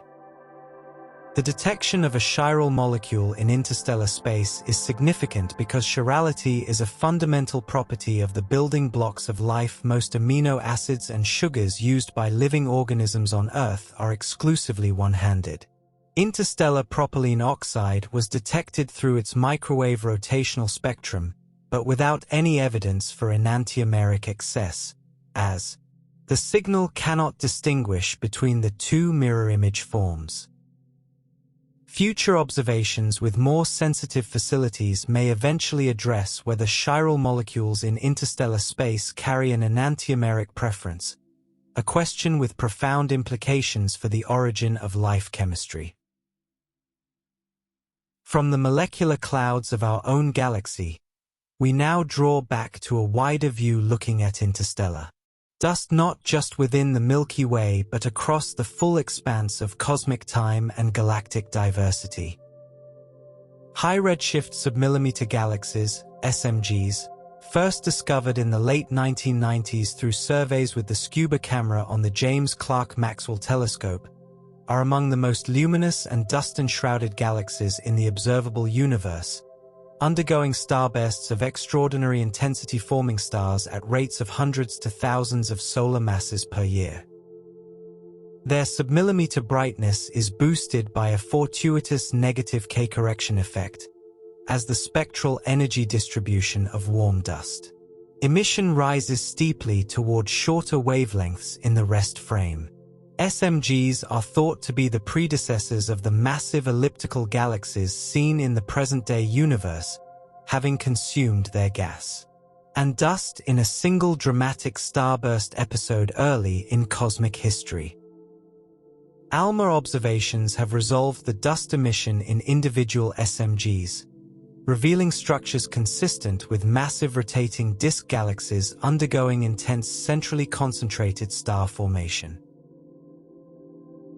The earliest galaxies in the observable universe, detected by JWST at redshifts above 6, when the universe was less than 1 billion years old, already show evidence for significant dust content in some cases, posing a challenge for models of early cosmic dust production because the only stellar sources capable of producing large amounts of dust on such short timescales are the most massive stars, which complete their lives as supernovae within a few million years. The total dust masses implied by the far-infrared and submillimeter observations of some very early galaxies reach values of hundreds of millions of solar masses, implying prodigious dust production rates in the first billion years. Several observational campaigns with ALMA have detected cold dust emission from galaxies at redshifts above 7, suggesting that the dust production history of the universe began earlier than theoretical models initially predicted. Understanding how so much dust assembled so quickly in the early universe requires refining models of both supernova dust yields and the efficiency with which dust survives the violent environment of early galaxy formation. Quasar absorption line systems, the absorption features imprinted on the spectra of background quasars by intervening clouds of gas and dust at different redshifts along the line of sight provide one of the most powerful tools for studying the properties of interstellar dust at cosmological distances. The damped Lyman alpha (DLA) systems, characterized by large column densities of neutral hydrogen, are thought to arise in the disks of galaxies along the quasar sightline, and their dust content can be inferred from the reddening and extinction imposed on the background quasar light. The depletion of heavy elements from the gas phase onto dust grains can be measured in DLAs at cosmological distances, allowing the dust content and grain composition to be studied across a wide range of cosmic epochs. The dust-to-gas ratios in high redshift DLAs are systematically lower than in the solar neighborhood Milky Way, consistent with a younger chemical enrichment history. The 2175 angstrom bump in the extinction curves of many extragalactic sightlines is one of the most prominent features of interstellar dust astrophysics, attributed to a resonance absorption by pi-electron systems in small carbonaceous grains or pH-like molecules. The bump is strong in the Milky Way, significantly weaker in the Large Magellanic Cloud, and essentially absent in most sightlines through the Small Magellanic Cloud, a systematic trend attributed to the lower metallicity and harder radiation field of the SMC. When this bump is observed to be present or absent in the spectra of reddened background quasars in distant galaxies, it provides information about the metallicity, radiation field, and dust grain composition in those systems. The 2175 angstrom feature thus serves as a distant diagnostic of the physical conditions in the interstellar medium of galaxies across cosmic time. The infrared emission from circumgalactic dust located in the diffuse halo regions surrounding galaxies beyond the main stellar disk, has been detected through stacking analyses of large samples of galaxies in deep infrared surveys, revealing that significant quantities of dust exist at distances of tens to hundreds of kiloparsecs from galactic centers. This circumgalactic dust is thought to have been expelled from galactic disks by supernova-driven winds, radiation pressure from luminous starbursts, or active galactic nucleus feedback. The presence of dust at such large galactic radii has implications for the cooling of the circumgalactic medium and the filtering of ionizing radiation from quasars. The total mass of circumgalactic dust remains poorly constrained, but it may represent a significant fraction of the total dust budget of galaxies, hidden in a diffuse extended component difficult to detect at the sensitivity of current observations. Dust emission has been detected in galaxies at redshifts exceeding 8 using ALMA, including in the galaxy MAX 1149 JD1 at a redshift of approximately 9.1, corresponding to an epoch when the universe was only about 550 million years old. In these early systems, the only plausible dust production channels are the most massive stars, which produce supernovae within a few million years of formation.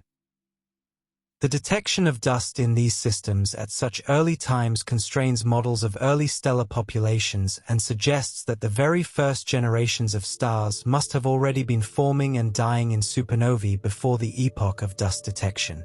JWST's vastly improved sensitivity has subsequently revealed dozens of additional candidate dusty galaxies at similarly high redshifts, suggesting that early dust production was widespread.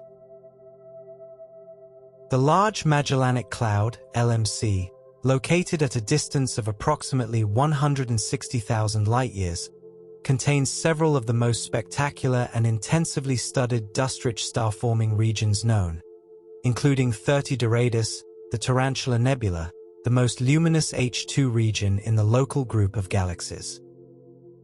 The Tarantula Nebula is powered by the young massive star cluster R136, containing some of the most massive stars yet identified with individual masses exceeding 100 solar masses.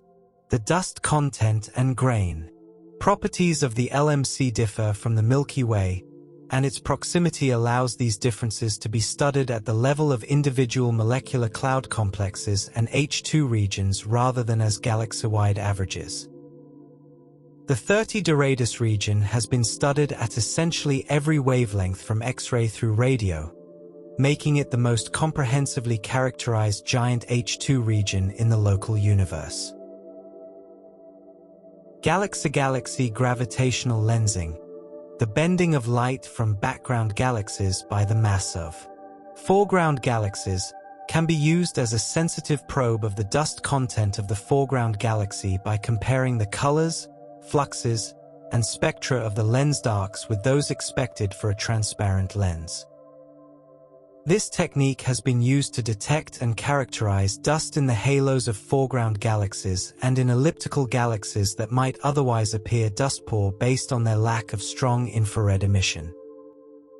Strong gravitational lens systems with dusty foreground galaxies have also been exploited as natural telescopes to boost the apparent flux of high redshift background galaxies, enabling ALMA and other facilities to detect dust emission in sources that would be undetectable without the magnification factor. The combination of gravitational lensing and dust attenuation analysis provides a multifaceted probe of both the dark matter distribution and the interstellar dust in the foreground structure. The cosmic infrared background, CIB, anisotropies. The spatial fluctuations in the diffuse infrared background radiation on angular scales of arcminutes to degrees encode information about the clustering properties of dust-emitting galaxies across cosmic time and have been measured in detail by the Spitzer, Herschel, and Planck satellites. The angular power spectrum of CIB anisotropies follows. Predictions based on the halo model of galaxy clustering, confirming that dusty star-forming galaxies trace the large-scale structure of dark matter halos across billions of years of cosmic evolution. Cross-correlations of the CIB with the cosmic microwave background lensing signal and large-scale structure surveys are being used to test models of galaxy formation. The CIB anisotropies represent a statistical fossil of the entire history of dust-enshrouded star formation across the observable universe. The Infrared Space Observatory, ISO, operated by the European Space Agency from 1995 to 1998, provided the first comprehensive mid-infrared spectroscopic survey of interstellar dust features including the silicate absorption bands, ice absorption features, and PAH emission bands across a wide variety of astrophysical environments. ISO spectrometers revealed that the deep silicate absorption feature at 9.7 micrometers was ubiquitous in the nuclei of ultraluminous infrared galaxies, ULIRGs, suggesting that their enormous infrared luminosities arise from dust-enshrouded nuclear starbursts. The detailed catalogue of ice and dust spectral features assembled by ISO served as the foundation for subsequent space infrared spectroscopy missions including Spitzer and JWST. ISO's legacy of mid-infrared spectroscopic standards continues to underpin much of modern dust astrophysics.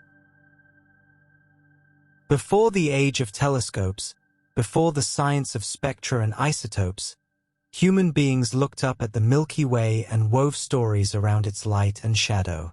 In this chapter, we trace the long human relationship with the dusty night sky. The term nebula, from the Latin word for mist or cloud, was used by ancient astronomers to describe any diffuse, non-stellar patch of light on the sky, encompassing what we now know to be true gas and dust nebulae, distant galaxies, and star clusters. The concept of nebulae as distinct cosmic objects was formalized in the late 18th century by Charles Messier, whose catalogue first published in 1771 listed 103 fuzzy objects he wanted to avoid confusing with the comets he was searching for. William Herschel subsequently catalogued many thousands of nebulae and star clusters, providing the foundation for the new General Catalogue, NGC, compiled by John Louis Emile Dreyer in 1888, which remains the standard reference list for deep sky objects to this day. The realization that many of these objects were dark, absorbing nebulae rather than self-luminous clouds required the photographic era of astronomy and the insights of E. E. Barnard in the early 20th century. In traditional Aboriginal Australian astronomical traditions, the dark patches of the Milky Way produced by the absorbing effect of interstellar dust clouds are recognized as meaningful constellations called dark constellations, including the Great Emu, a figure formed by the Coal Sack Dark Nebula near the Southern Cross and several adjacent dark lanes. These dark constellations represent an astronomical tradition fundamentally different from the point star constellations of European and Near Eastern traditions, identifying cosmic figures in the absence of light rather than in its presence. The rising and setting times of the Great Emu and other dark constellations were used to guide seasonal activities, including the collection of emu eggs, timing their appearance with the behavior of terrestrial emus during the breeding season. This recognition that interstellar dust clouds carry ecological and calendrical meaning represents perhaps the most ancient known human acknowledgement of the astronomical significance of the dark nebulae of the galaxy. The Milky Way itself, visible as a faint glowing band across the sky on moonless nights far from artificial light pollution, owes much of its appearance, both its brightness and its complex texture of bright regions, dark lanes, and diffuse glow, to the presence and distribution of interstellar dust within the galactic plane. In ancient Greek mythology, the Milky Way was described as the spilled milk of the goddess Hera, and similar origin myths involving spilled celestial substances appear in the cosmological traditions of many cultures around the world. The word galaxy itself derives from the Greek word for milk, Galaxias, preserving within the terminology of modern astronomy an echo of this ancient mythological tradition. The dark lanes and patches that texture the Milky Way are the foreground dark nebulae and molecular cloud complexes that absorb the light of more distant stars lying in the inner galaxy. The Coal Sack, a prominent dark nebula visible to the naked eye in the southern constellation Crux, the Southern Cross, at a distance of approximately 600 light-years, is one of the most recognizable dark nebulae in the sky and was noted by Portuguese and Spanish sailors in the 16th century as they explored the southern hemisphere, appearing as a conspicuous black void adjacent to the bright stars of the Southern Cross. In Inca astronomical tradition, the coal sack was known as Utu, representing a type of bird, and formed part of the larger Inca system of dark cloud constellations. European observers also noted the coal sack as the Black Magellanic Cloud, a counterpart to the bright large and small Magellanic Clouds visible nearby. Its visual darkness against the surrounding star field makes it one of the most effective natural demonstrations of the light-absorbing properties of interstellar dust that can be appreciated by the unaided human eye. The first scientific recognition that the dark regions of the Milky Way were caused by absorbing interstellar matter was a gradual process, with important contributions from William Herschel, who proposed his star-gauging method to map the distribution of stars, and later from E. E. Barnard, whose extensive photographic surveys in the late 19th and early 20th centuries revealed the dark nebulae as continuous structures. The definitive demonstration that these dark regions absorbed rather than emitted light awaited the development of stellar spectrophotometry and the recognition by Max Wolf and others around 1904 that the light of background stars was reddened and dimmed in proportion to the amount of dark material in the line of sight. This insight, combined with Barnard's cataloging work, established the foundation of modern interstellar medium astrophysics. The combination of Herschel, Barnard, and Wolf's contributions transformed the understanding of the interstellar medium from a transparent void to a complex, structured, actively evolving medium. The Pipe Nebula, a dark cloud complex in the constellation Ophiuchus named for its resemblance to a smoking pipe when viewed in wide-field photographs, is one of the most nearby and lowest-mass molecular cloud complexes known, located approximately 130 light-years away and containing a mass of roughly 10,000 solar masses of molecular gas and dust. The Pipe Nebula is unusual among molecular clouds in that it shows very little evidence for active star formation despite having dense cores with conditions seemingly suitable for gravitational collapse, a circumstance attributed to the stabilizing effect of the local magnetic field. The dense core population of the Pipe Nebula has been extensively studied for its mass function, which appears to resemble the stellar initial mass function, suggesting that the distribution of core masses is set by the same physical processes that ultimately determine the masses of individual stars. The quiet, starless character of the Pipe Nebula makes it an ideal laboratory for studying the pre-stellar phase of molecular cloud evolution. The Trifid Nebula, M20, in Sagittarius, so named for the three dark lanes of dust and molecular gas that divide its glowing emission region into three lobes, provides a visually striking demonstration of how dark-absorbing clouds can impose structure on the appearance of an otherwise uniform emission nebula, while simultaneously harboring new stars in their dense interiors. Each of the three dark lanes is a dense molecular cloud pillar or filament caught in the process of being illuminated and eroded by the radiation of the central massive young star. Near-infrared observations of the Trifid reveal young protostars embedded within the dark lanes, confirming that triggered star formation is actively occurring within the same dust structures that create the nebula's visual appearance. The coincidence of visual beauty and active physical process makes the Trifid Nebula one of the most pedagogically rich objects in astrophotography. The Carina Nebula, one of the largest and most luminous H2 regions in the Milky Way, located approximately 7,500 light-years away, hosts some of the most massive and luminous stars known, including Eta Carinae, a hyperluminous binary system on the verge of a supernova explosion that briefly became the second brightest star in the sky during its great eruption in 1843. The nebula contains numerous pillars, elephant trunks, and globules of cold molecular gas and dust sculpted by the intense radiation and winds of the central stellar population. The Carina Nebula has been imaged at essentially every wavelength from X-ray to radio, with the most detailed views provided by Hubble and more recently by JWST. As a nearby example of an extreme H2 region, the Carina Nebula provides a laboratory for studying the most intense dust-rich star-forming environments accessible in the Milky Way.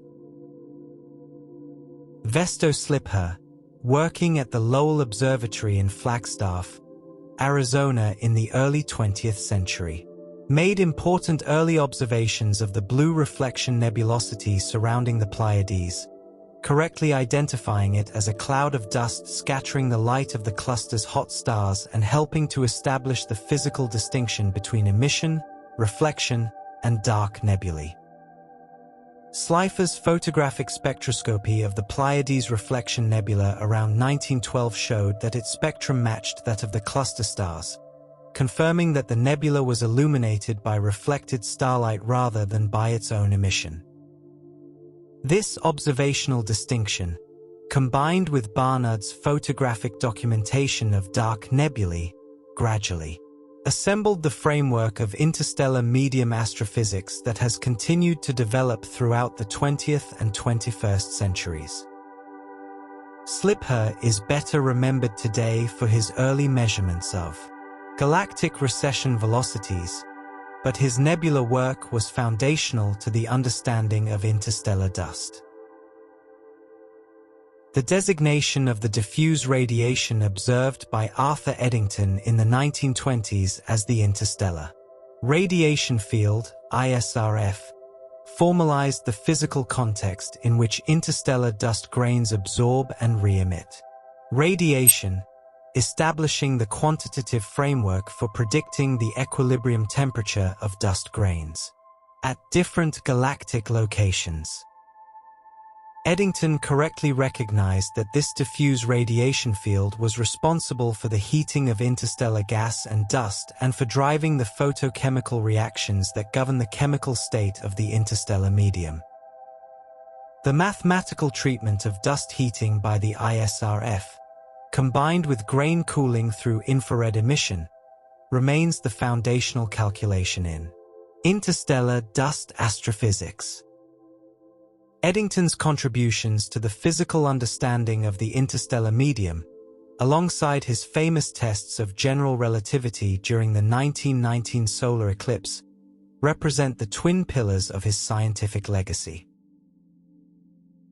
We arrive at the final chapter, not an ending, but a gentle arrival at the frontier of what is known and what remains to be discovered.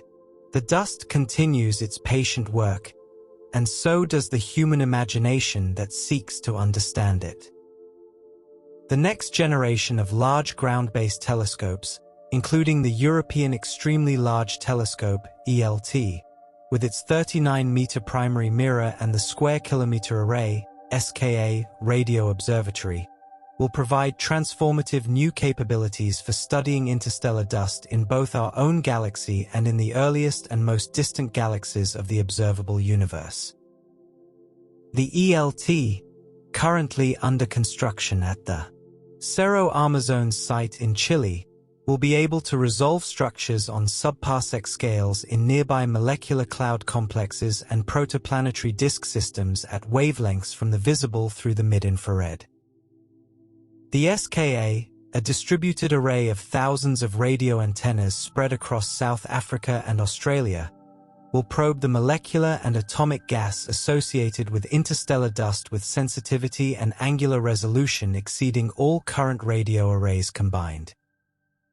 Together, these facilities will complete the picture of interstellar dust that began with the naked eye observations of dark nebulae by sailors and indigenous astronomers thousands of years ago.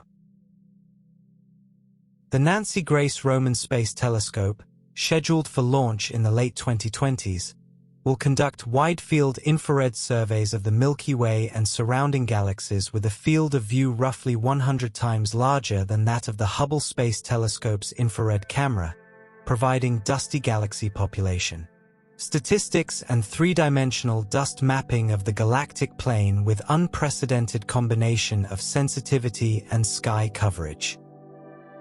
The Roman telescope's wide-field imager will enable a comprehensive survey of infrared dark clouds across the entire galactic plane, identifying the complete population of cold, dense clumps at the earliest stages of star formation. Its gravitational microlensing survey toward the galactic bulge will simultaneously provide information about the three-dimensional dust column density along densely populated sightlines. The Roman telescope represents the next major step in the space-based infrared survey tradition established by IRAS, Spitzer, and WISE. Laboratory astrophysics, the experimental study of astrophysically relevant processes under controlled conditions in terrestrial laboratories, continues to provide essential data for interpreting astronomical observations of interstellar dust, including the optical constants of grain materials, the binding energies of molecules to grain surfaces, and the reaction cross-sections of grain surface chemical processes. State-of-the-art ultra-high vacuum cryogenic surface science laboratories are replicating interstellar grain conditions to measure the sticking probabilities, diffusion rates, and reaction rates of atoms and molecules on grain surfaces at temperatures of 10 to 20 Kelvin. These laboratory measurements feed directly into astrochemical network models that predict the abundances of hundreds of molecular species in molecular clouds, hot cores, and protoplanetary disks.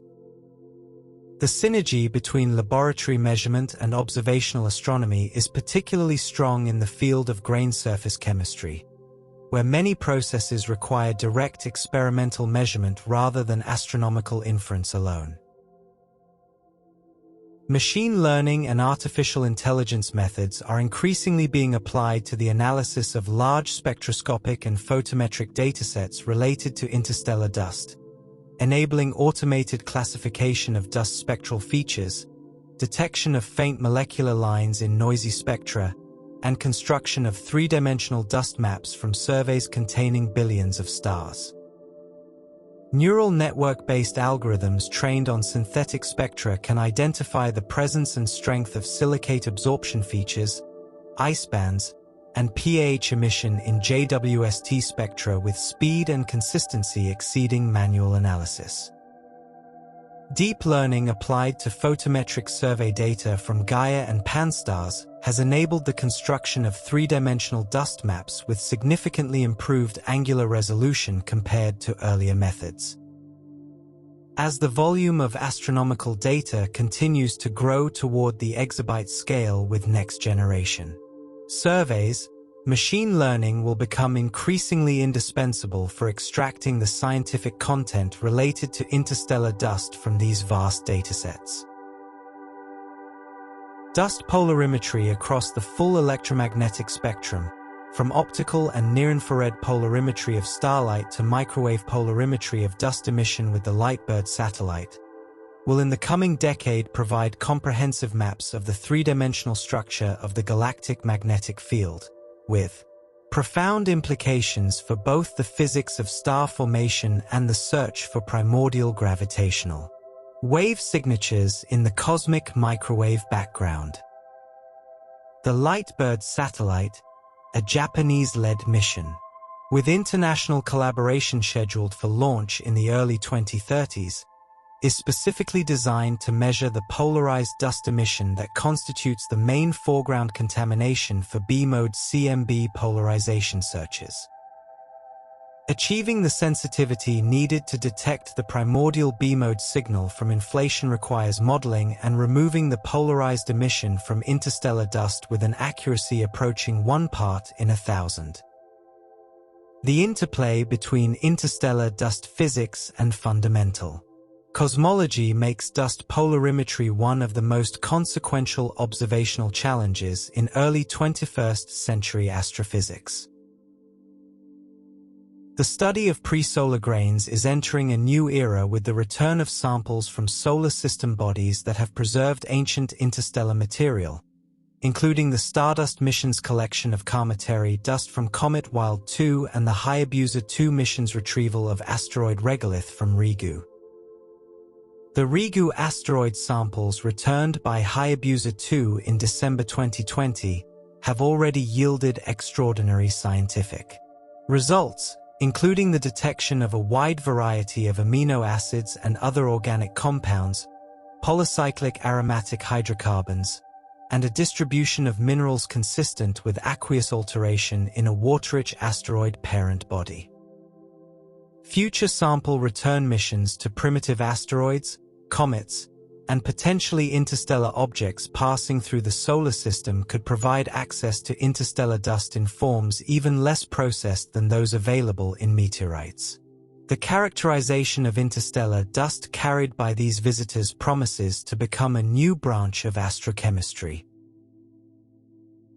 The Vera C. Rubin Observatories Legacy Survey of Space and Time, LSST, which began survey operations from the Cerro Pacun site in Chile, will over the course of its 10-year mission collect photometric observations of approximately 20 billion galaxies and 40 billion stars across the sky. By measuring the colors and brightnesses of hundreds of millions of Milky Way stars with millimagnitude photometric precision, LSST will enable the construction of the most detailed three-dimensional dust map of the galaxy yet produced. The same photometric data will allow the detection and characterization of variable stars embedded in dusty molecular clouds and of transient protostellar flares and outbursts. The Rubin LSST represents the most ambitious optical survey of the dusty universe ever undertaken and will generate scientific results across virtually every area of stellar and interstellar astrophysics. The interstellar object Oumuamua, which passed through the inner solar system in October 2017 as the first confirmed object of interstellar origin detected within the solar system, raised the possibility that interstellar dust and planetesimals from other solar systems occasionally visit our own, carrying with them chemical signatures and organic materials accumulated in their home stellar environments. While Oumuamua's nature remains debated, its detection opened the new field of interstellar object astronomy and motivated searches for further interstellar visitors in astronomical survey data. The second confirmed interstellar object, Borisov, detected in 2019, showed a more cometary character with a visible dust coma, and a composition broadly consistent with comets in our own solar system. With next-generation surveys such as the Rubin LSST expected to detect interstellar objects far more frequently, the characterization of interstellar dust carried by these visitors promises to become a new branch of astrochemistry. The question of whether life exists beyond Earth is intimately connected to the chemistry of interstellar dust, as the organic molecules synthesized on grain surfaces in molecular clouds and delivered to forming planetary systems by comets and asteroids represent the potential chemical precursors of biology on worlds other than our own. The detection of complex prebiotic molecules including ribose, adenine, and glycine in meteorites and cometary materials demonstrates that the chemical stepping stones toward life are synthesized in cosmic environments, not just in the particular conditions of the early Earth. The abundance and universality of the grain surface chemical processes that produce these molecules suggests that the organic endowment of forming planetary systems may be a general feature of star formation rather than an accident specific to our solar system. The emerging field of astrobiology thus rests in part on the quiet chemical industry of interstellar dust grains drifting in the cold dark of molecular clouds, assembling the molecules of life in the long ages before the first stars of a given planetary system have even ignited.